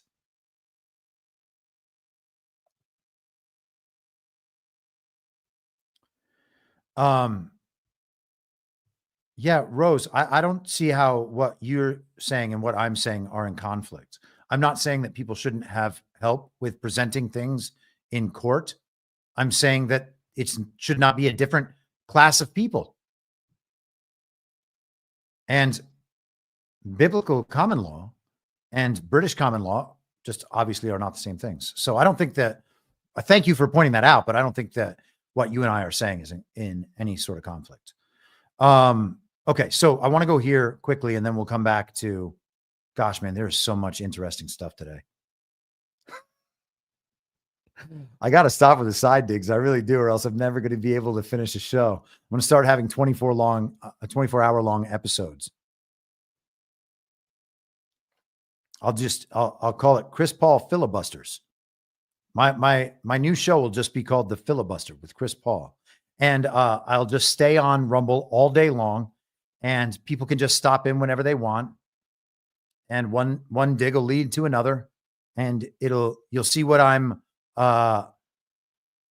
Rose Thistle agrees that we are not in conflict. Cool. You will see that I just get lost down a rabbit hole, never to find my way out. So I want to bring up these two screenshots from today because I think that they are in some way related. And these are from Elon Musk's posts on X, formerly Twitter. Let's do this one first. Senator, we are told, Mike Lee says, is Biden still functioning as president? If not, who is? And Elon Musk gives the shrug emoji. So that is a U.S. senator, or so we are led to believe, and the #1 defense contractor, at least according to Kash Patel, and according to obvious reality, considering he is the face of all of the next wave of Defense Department contractors. Is Biden still functioning as president? Asked by a senator. Responded to by a defense contractor, the #1 defense contractor. Yeah, who is president? Who is the president of the United States of America right now? And if that person is unknown, how long has that person been unknown? Well, certainly for a few weeks since the last time we talked about this with Elon. Certainly for a few months, if you look at Joe Biden being unceremoniously replaced in the fake election by Kamala, people started realizing, oh, Joe's not president at that point. But the truth is, it goes all the way back. Joe Biden has never been president and, of course, will never be president. And now it is being admitted by prominent members of our government. And people will be like, no, that's just a euphemism. Well, maybe it is. Maybe it is. Is that a euphemism? Why do they keep saying it so much? Why can't anybody answer the question for real? So that's one. Let's go to number 2. Numero dos. Elon Musk posts a meme. Is this the Ayatollah riding around on a UFO that says Iran with a number of other UFOs around? And of course, we are supposed to understand that this is referring to the mothership, the Iranian mothership of UFOs that's releasing all those drones that we are not supposed to go anywhere near ever. Body massage. Elon Musk says, please stop creating, everyone, quote, please stop creating fake narratives for war. And this is the meme saying it. I apologize. And the government responding with an Ayatollah on a spaceship that says Iran. So the number one defense contractor posts a meme where everyone is expressing the idea, please stop creating fake narratives for war.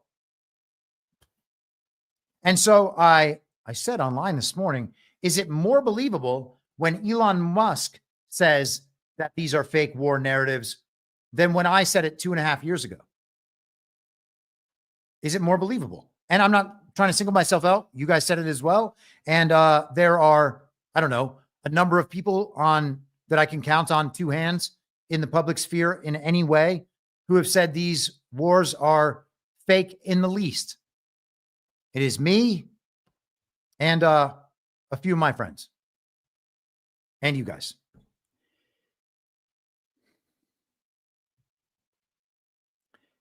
Now, someone might say, well, you're making too much of that statement.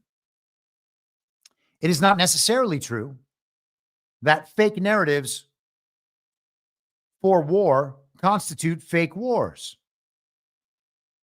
Fair enough. Fair enough. You got me by a technicality. What logic? And I would agree with your logic. It is not necessarily true. It just doesn't need to, in this case, be necessarily true because it is actually true and visibly true. And I would even argue maybe necessarily true that if there were no discernibly true narratives in a war involving a whole slew of fake narratives, it is probably and very likely true that there is in fact no war either.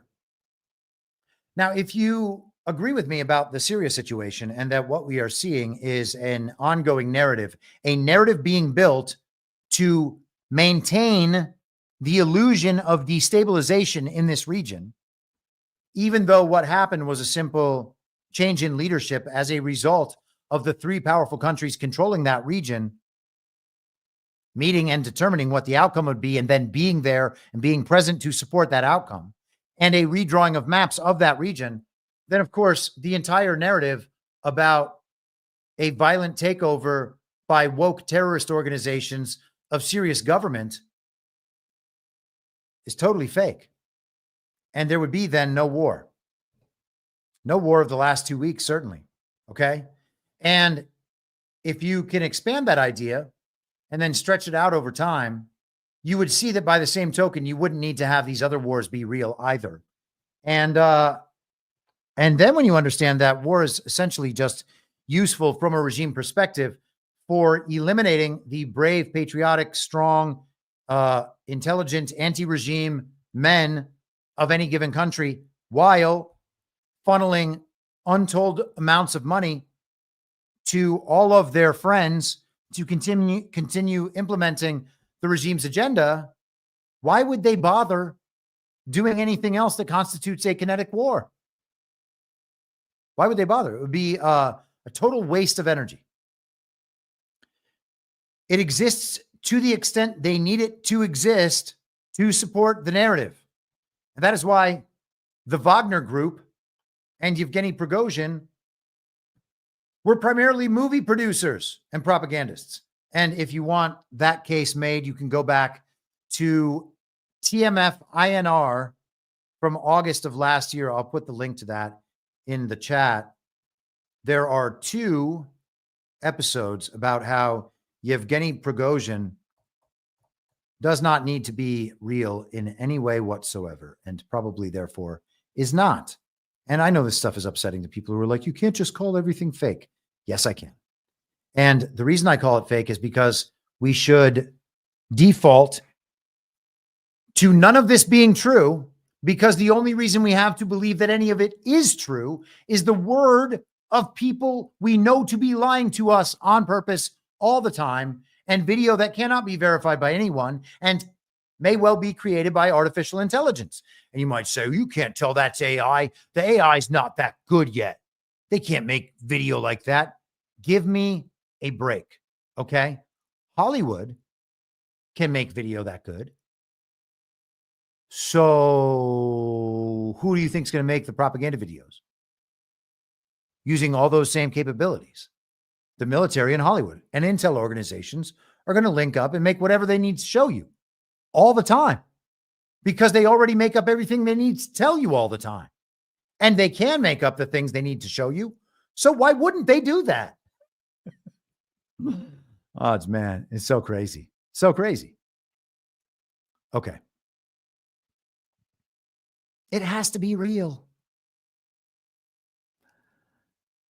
Rumble me, I think, just means, you can tell me if I got your meaning wrong.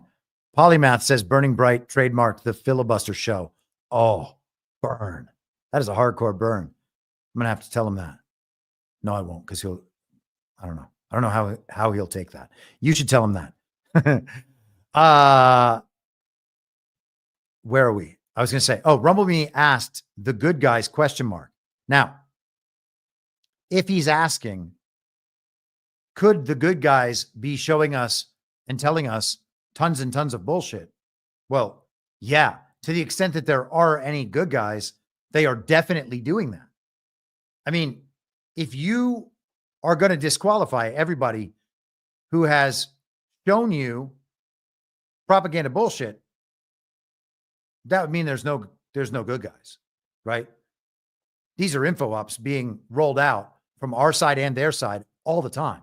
And there are good guy info ops that I think, upon people understanding our info ops, are going to upset a lot of people. And that puts people like me in a really difficult situation, because then I have to say, oh no, that's fake. And people are like, how can you say that's fake?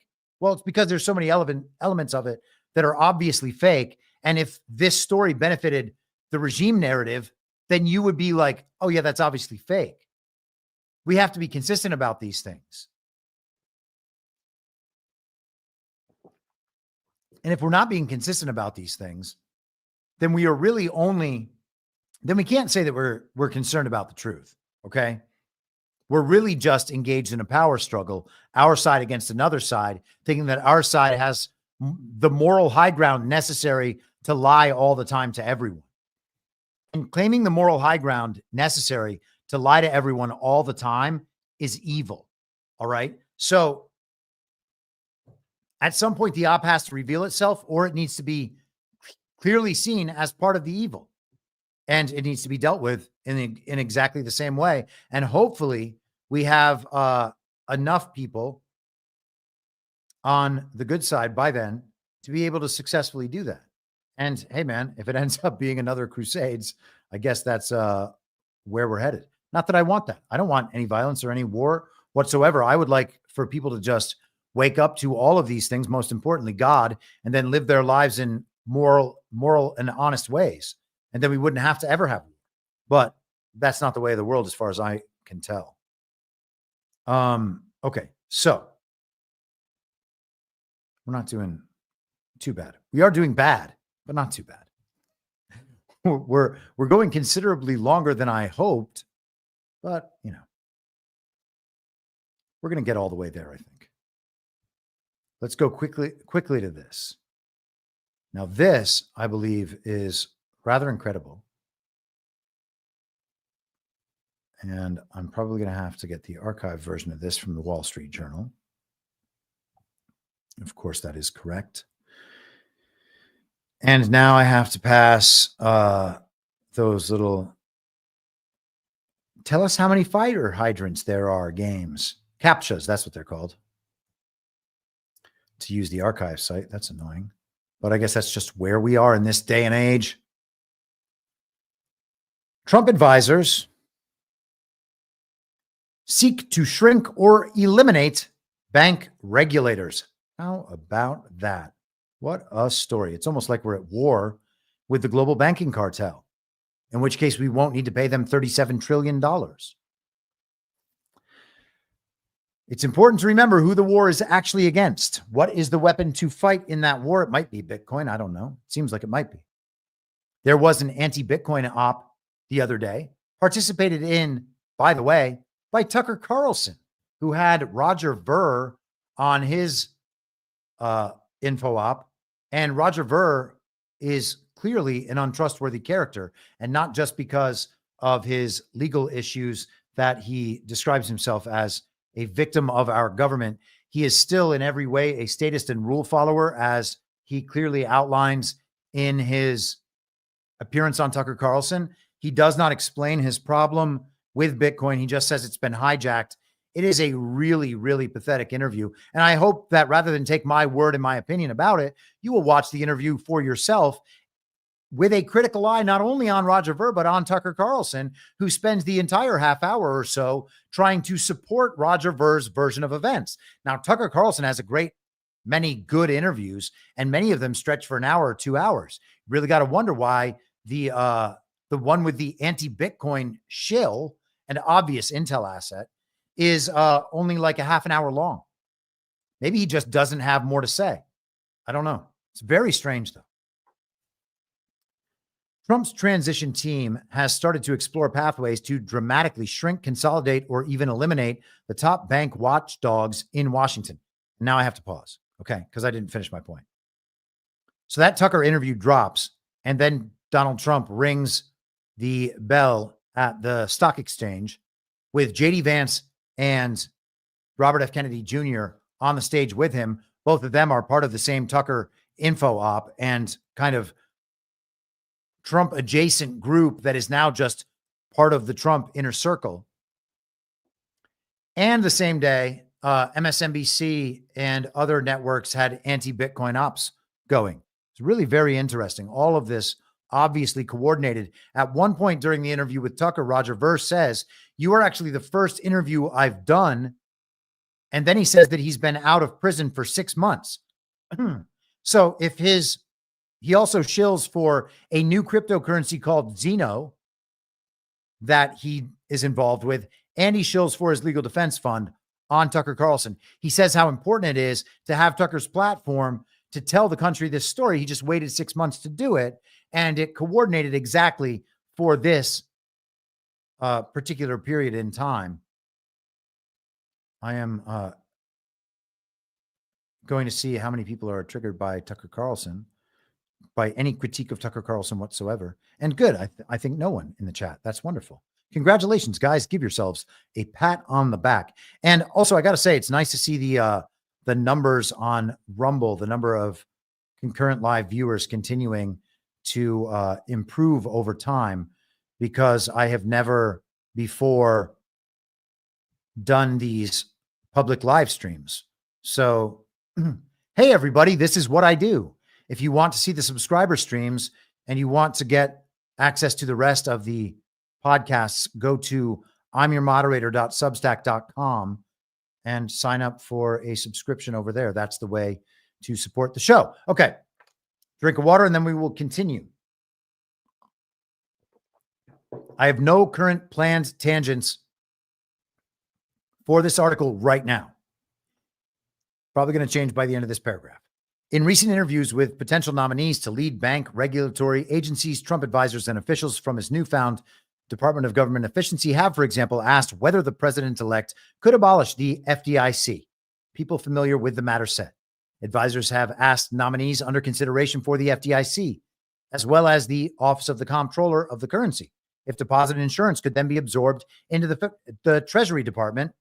Some of the people said, how about that? Any proposal to eliminate the FDIC or any agency would require congressional action. That is probably not true.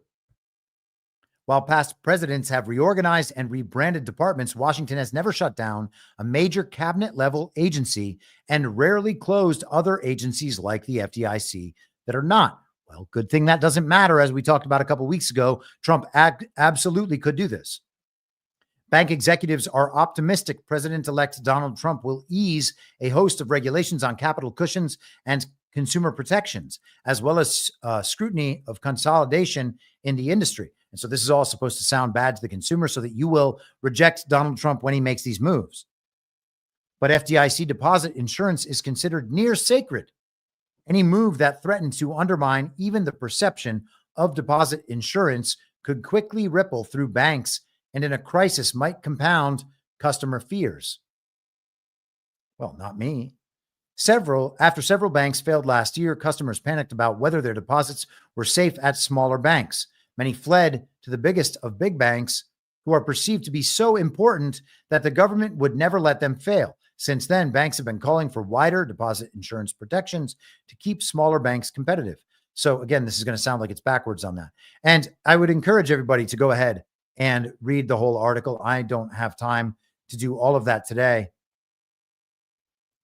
They're talking about the Consumer Financial Protection Bureau. That does not protect consumer finance whatsoever. It protects the consumer finance industry, which is the banks. And Elizabeth Warren is, of course, a regime communist, and we do not need that organization to be kept in place. Get rid of all of them. They are unconstitutional. They should not exist.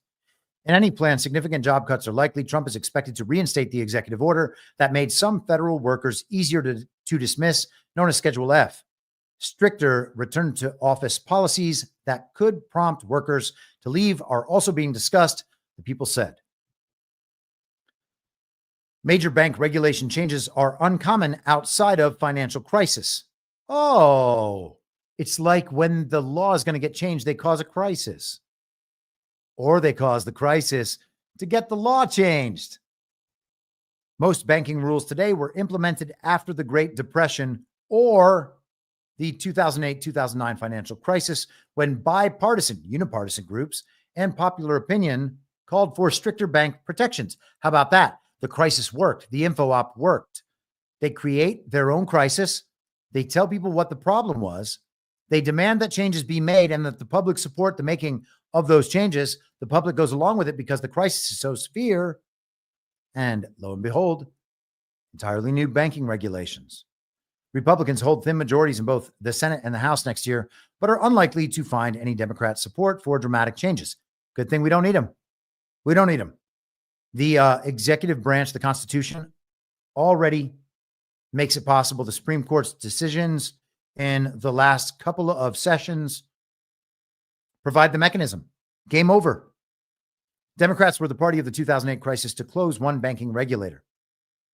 Many of the worst offending lenders in that crisis were supervised by the Office of Thrift Supervision, which wasn't a cabinet-level agency. Afuera. The 2010 Dodd-Frank law abolished the agency by folding it into OCC. Okay, so what we have here is the Trump solution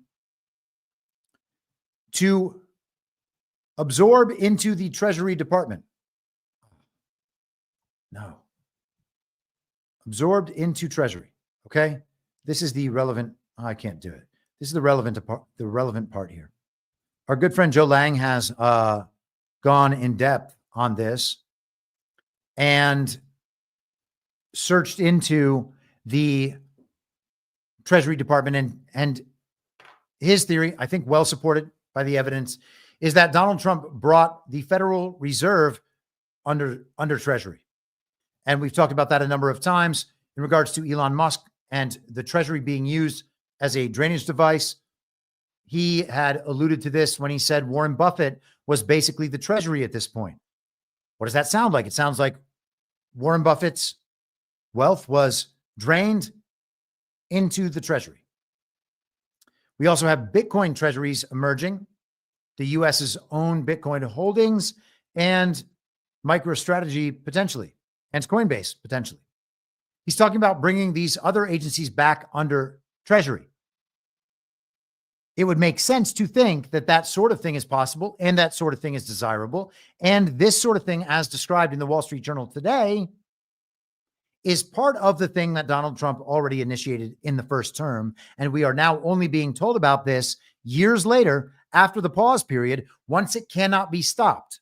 And we are getting a cover story for how that's happening so that the public will go along and see that the motivation is correct and that these things must happen.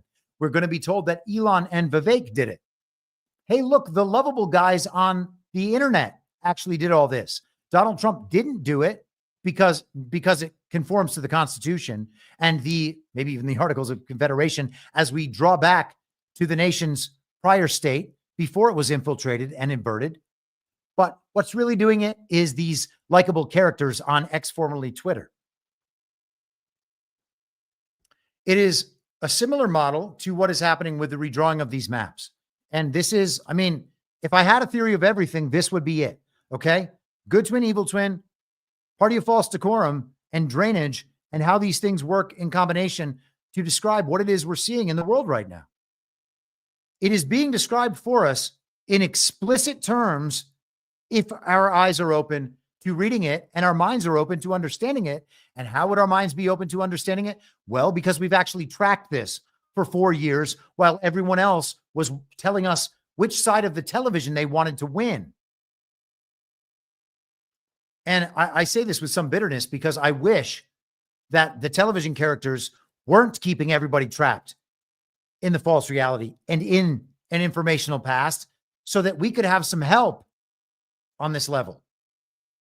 But that is apparently too much to ask for because we are too busy waking up the normies and then protecting television characters who go uncensored, make $1 million a week, and refuse to wake up the normies so that they are all trapped in that informational past and that we can't actually get this reality to emerge in a way that people will understand without great suffering over an interminable timeline. It's crazy. It's crazy. So let us return and we will finish on this subject. Gordon says, I hate the television characters, which is why I want Trump to break them. Man, I would say that, especially the ones who pretend to support him, I would say that Trump has already broken them and we are keeping them alive. We are allowing all of these mainstream media figures to remain alive in a zombie state because they simply told us that they're independent now.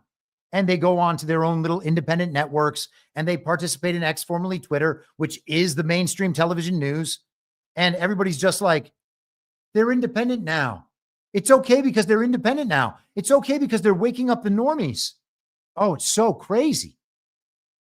We can't wake up until you wake up. We can't move on until the normies wake up. Well, where are they going to move on to? Everybody they know isn't there. Let's go back and stay with the normies forever. And I get it. There's an emotional attachment. You want those people to be sharing the same reality with you, but that's not how it works. You have to live in the proper reality and hope that they join you there. You can't just continue crossing back into theirs, being like, I'm just going to stay here. I know the other reality is over there. I'm going to get there soon enough. That's you being the normie. And hey, man, to each his own. You know, I'm not trying to condemn anybody. I really am not, except for these media figures, of course.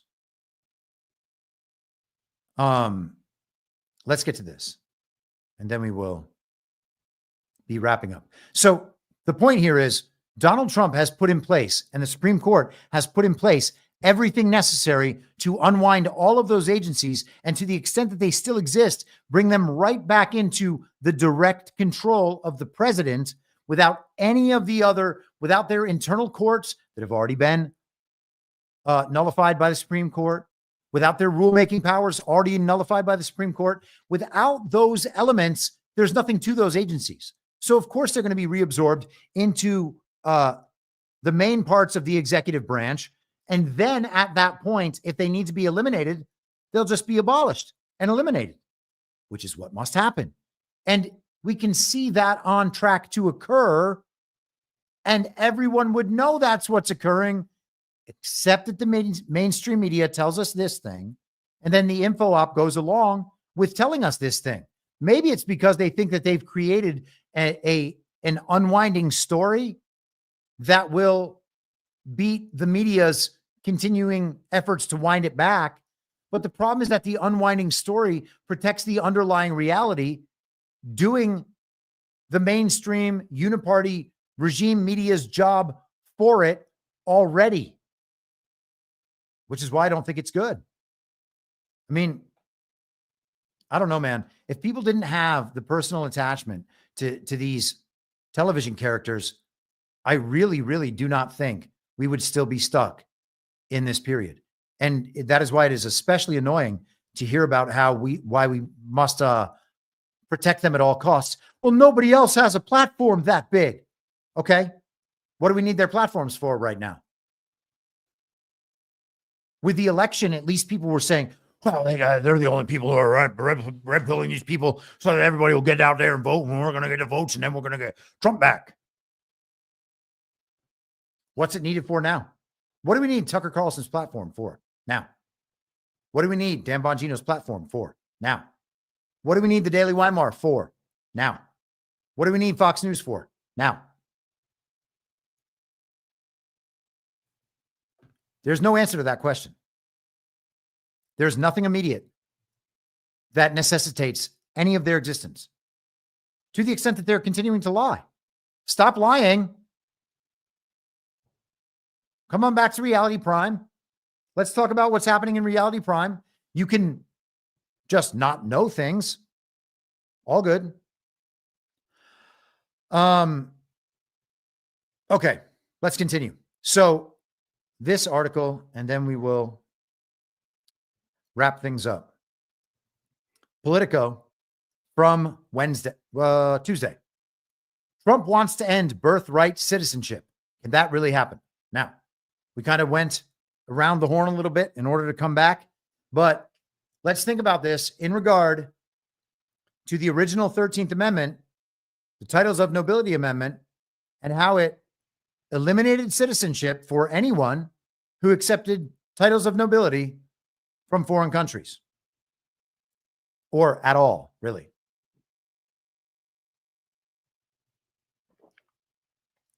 The point is that the government would be of, by, and for the people, which means the normal people. President-elect Donald Trump said he wants to end birthright citizenship on his first day in office next month, but he'll likely run into trouble. Trump has suggested, without offering details, that he could enact his plan through an executive order. Birthright citizenship. Okay, I can't talk now. Birthright citizenship, which gives U.S. citizenship to anyone born on the country's soil, is built into law through the Constitution, and any attempt to remove it would likely face immediate legal action. Bring it on. We want the lines drawn on the field. We want all the rules, and then we'll play ball. And if it turns out that the lines on the field are not the way that we want them, all good. In 2018, Trump told Axios that he was planning to sign an executive order that would end the constitutional right in his first term, saying, you can definitely do it with an act of Congress, but now they're saying I can just do it with an executive order. Trump never took action on the issue during his first administration, at least not that we know of. And I know it's annoying to do that because everybody wants to see the records of everything, and I understand it. But all you can say is, at least not that we know of. And I would say the same thing about the courts saying that Trump couldn't have TikTok divested from ByteDance, blah, blah, blah. We're going to see that that's not true. We're going to see it happen in January. And at that point, should we assume that it was because of the act of the illegitimate Congress in early 2024? Or should we assume that it's because of what Trump did in 2020, particularly considering that a man with $20 billion in TikTok, Jeff Yass, also has a ton of money in TMTG, now DJT on the stock exchange? Is that an accident? This time around, it's one of a slew of changes he's pledging to roll out to curb immigration, in addition to implementing mass deportations of undocumented immigrants and clamping down on illegal border crossings. We looked into what might happen if the president-elect's plan, what might happen to the president-elect's plan if he tries to take action, okay? And so he wants to get rid of the birthright citizenship because of the anchor baby problem that we are told is a conspiracy theory, but definitely is not one. And this is in addition to the immigrant rape and abortion problem, okay? We're told something like 50% or 75% of the women who are brought on the trip from the Golden Triangle to and across the southern border by the Mexican cartels are raped. And you have to think a number of them are probably impregnated. And once they get over into our border states, you would have to imagine that they are offered abortion services. And if they are up for carrying those babies to term, the babies conceived as a result of rape by these women who are in a strange country where they can't speak the language and have no idea where they're going and just trying to have a better life. And now they have a pregnancy by some strange and violent man. What do they have to be offered for a late-term abortion? And is that why in states like California, they are trying to pass perinatal abortion laws? Horrific? Yes. Evil? Yes. Possible? Yes. Almost definitely the purpose of this system? Got to say yes. How else does a system get arranged that just happens to allow this? Horrifying. So that is just one part of it. But to the extent that women in this country have children who are then given citizenship because they're born here, and then through other manipulations of law, the parents of the child are then given citizenship because their child is a citizen. Well, that's a problem. That creates a totally undue incentive for having illegal alien babies in the United States of America. And no offense to the babies. Wow.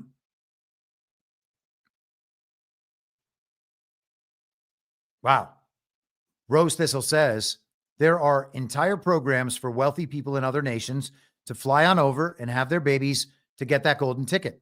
I actually have no doubt that that's true.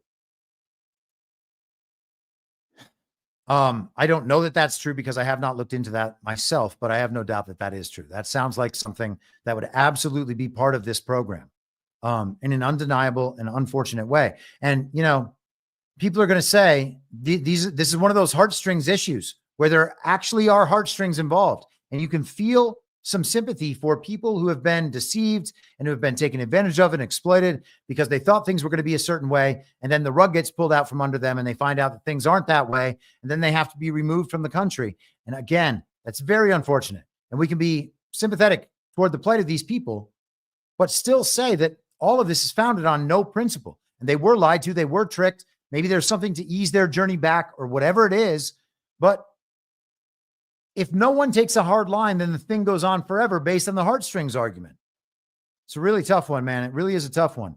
And, you know, of course, they've already set up all the narratives to call everybody Nazis, which is, of course, what it's going to be. And then when these deportations happen, we're also going to be told that all those people with foreign titles of nobility and foreign citizenship and foreign passports, when they flee accountability in this country, we're going to be told that they are being forced out as well. And it's going to support their same narratives along the lines of what we were talking about yesterday with Havara. We're going to be told that it's actually Jews being targeted and having to flee. And therefore, any arrangements made are them making arrangements with us, the Nazi regime. And it sucks, but it's coming. And I've been saying it for 2 years. So you guys, of course, know. What is birthright citizenship and how is it a part of the Constitution? Birthright citizenship is guaranteed by the 14th Amendment to the Constitution, enacted in 1868. The amendment states that anyone born in the United States automatically becomes a U.S. citizen, regardless of their parents' immigration status. The language of the 14th Amendment states that all persons born or naturalized in the United States and subject to the jurisdiction thereof are citizens of the United States. And everybody claims that all of this is valid because it says it in the 14th Amendment. And the 14th Amendment, of course, is part of the Constitution unless it was passed and ratified in an unconstitutional manner in order to force this through. And of course it was. The 14th Amendment is part of those Reconstruction amendments that went ahead and inverted the Constitution. The 14th, most of all, this is argued not by me, although also by me, by liberal, globalist, Zionist, George P. Fletcher, law professor at the Communist University of Columbia University. So the 14th Amendment would seem there to be the problem. Now, let's hope the 14th Amendment wasn't improperly ratified. Otherwise, something like this might be a threat to it. Can Trump end birthright citizenship through an executive order? Not likely. Not likely. That's not no. Legal experts say that no executive order can overturn the 14th Amendment because the president doesn't have the authority to change the Constitution. I guess trust the experts.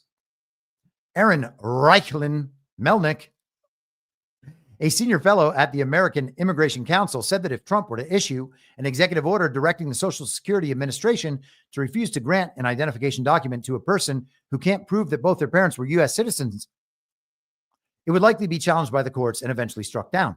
Or it would be challenged by the courts and upheld. There are virtually no well-respected lawyers or academics who agree with President-elect Trump, and there is no precedent that supports the theory. Well, let's put it to the test, Mr. Reichlin.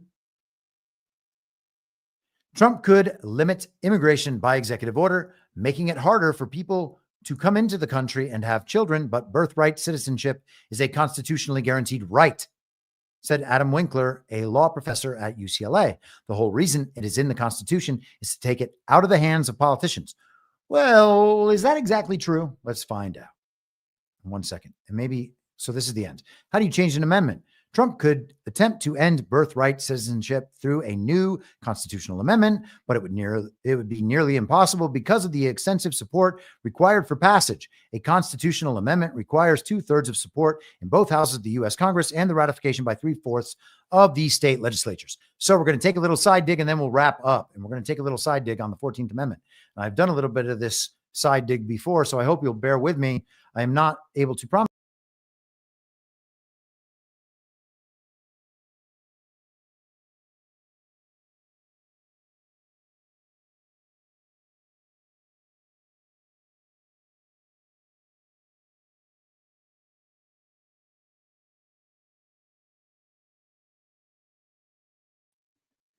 We had a little whoopsie there. I was trying to change the address of the page I was sharing, and instead it just changed the address of the page I was sharing from. This stream, by the way, streaming from. But here we are. Everything's going to be okay, everybody. Ooh, not if I do that. Not if I do that. Not at all. Okay, let's go to. No, I haven't hung up on you. I'm here. All right, so we're going to go to the machine, to Perplexity.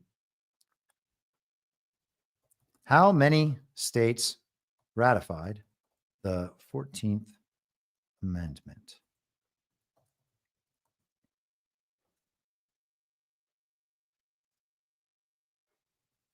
$28.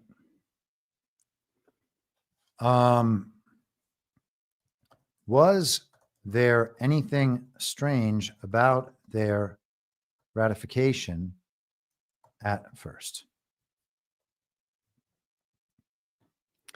The ratification of the 14th Amendment was indeed marked by several controversial and unusual circumstances.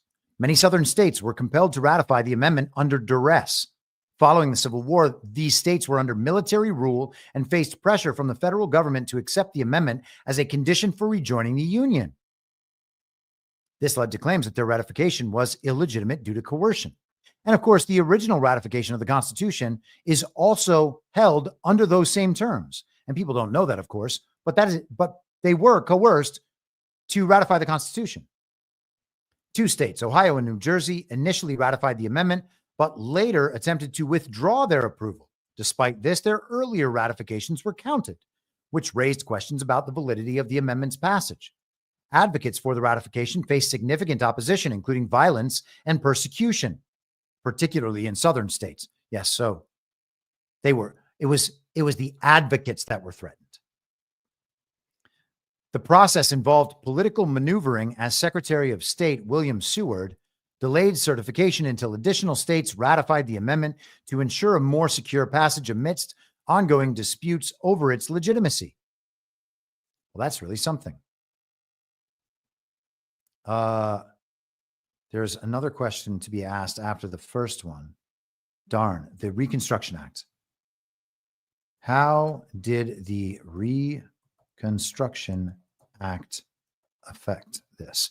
Now, it's also important to note that if you are constitutional law scholar George P. Fletcher at the Communist Columbia University, and you are a globalist, a liberal, and a Zionist, as George P. Fletcher is, and you make the argument that the 14th Amendment inverted our Constitution and that was a good thing, one would think that you would be real certain about the ratification of that amendment, especially if you were going to build an entire body of federal criminal law that the federal government would then use over the course of 160 years to imprison the people. You would make damn sure that that amendment was properly ratified, and just irrefutably properly ratified, so that it would gain the support of all the people. But of course it wasn't. And then to cement it, they needed decades of court manipulation and precedents. And he makes that argument in the book as well. The Reconstruction Act significantly influenced the ratification of the 14th Amendment by imposing conditions on the former Confederate states. Here are the key effects. The Reconstruction Act of 1867 placed Southern states under military control, effectively nullifying their previous state governments. This military oversight was aimed at ensuring compliance with federal laws and policies, including the ratification of the 14th Amendment. What? Military occupancy of the southern states by the North after the North had conscripted foreign slaves as its soldiers and American slaves as its soldiers, and then gave them not only citizenship, but birthright citizenship as a result of their conscription. The act mandated that the southern states extend voting rights to black men. This inclusion, allowed African Americans to participate in the political process, which was crucial for garnering support for the amendment within those states. Their participation helped secure the necessary votes for ratification. The act stipulated that former Confederate states would not regain representation in Congress until they ratified the 14th Amendment. This created a strong incentive for these states to approve the amendment as a means to restore their political power and representation at the federal level. And we are told that this very government can only exist under the condition. One of the formative principles of this government is no taxation without representation. So not only were they going to be a part of the government, controlled by the government, with no voice whatsoever, unless they ratified this amendment, they were also waged war against and subject to military occupation of the winners of that war in order to force their ratification of this amendment after the original 13th Amendment had already been just ignored and lost to the annals of history. It's probably in the same archive with the Secretary of State's records of foreign dignitaries present at American inaugurations. The federal government used various forms of pressure, including threats of reduced representation and military enforcement, to compel southern states to ratify the amendment. This coercive environment led to the accusations that the ratification process was illegitimate due to lack of voluntary consent from these states. And of course it is, and we can say that. This was not about slavery, by the way, as you can see. None of this is about slavery. It's about overthrowing the Constitution. In summary, and that's after the Constitution had overthrown the Articles of Confederation. In summary, the Reconstruction Act played a crucial role in facilitating the ratification of the 14th Amendment by enforcing military governance, promoting Black political participation, and conditioning congressional representation on compliance with federal mandates.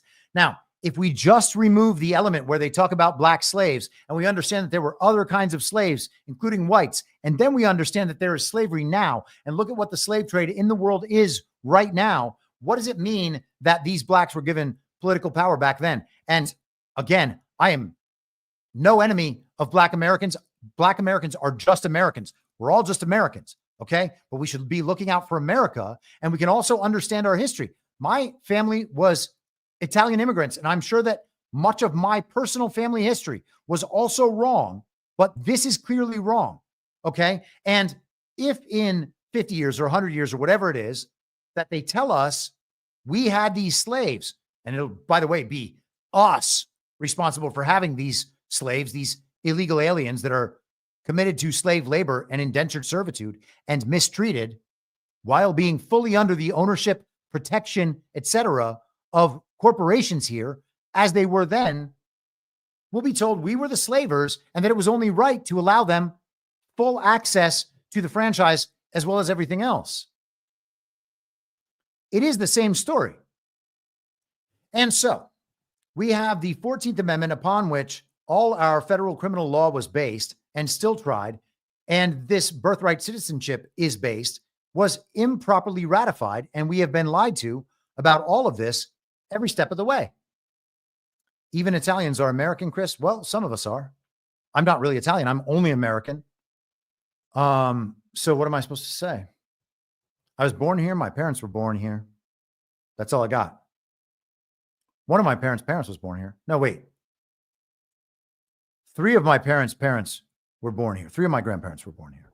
And then one of them was an immigrant. And then my mom's side, they've been in the country for a much longer time. But this is not about contests of birthrights. This is about one more challenge, yet another challenge to the 14th Amendment. The 14th Amendment was also used to try Donald Trump by Jack Smith and in Colorado to declare insurrection. All of this, it's just nonsense.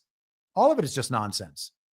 And so what we're going to ultimately see is a direct attack in the courts on the 14th Amendment, at which point the 14th Amendment will have to be unwound as unconstitutional, because it is.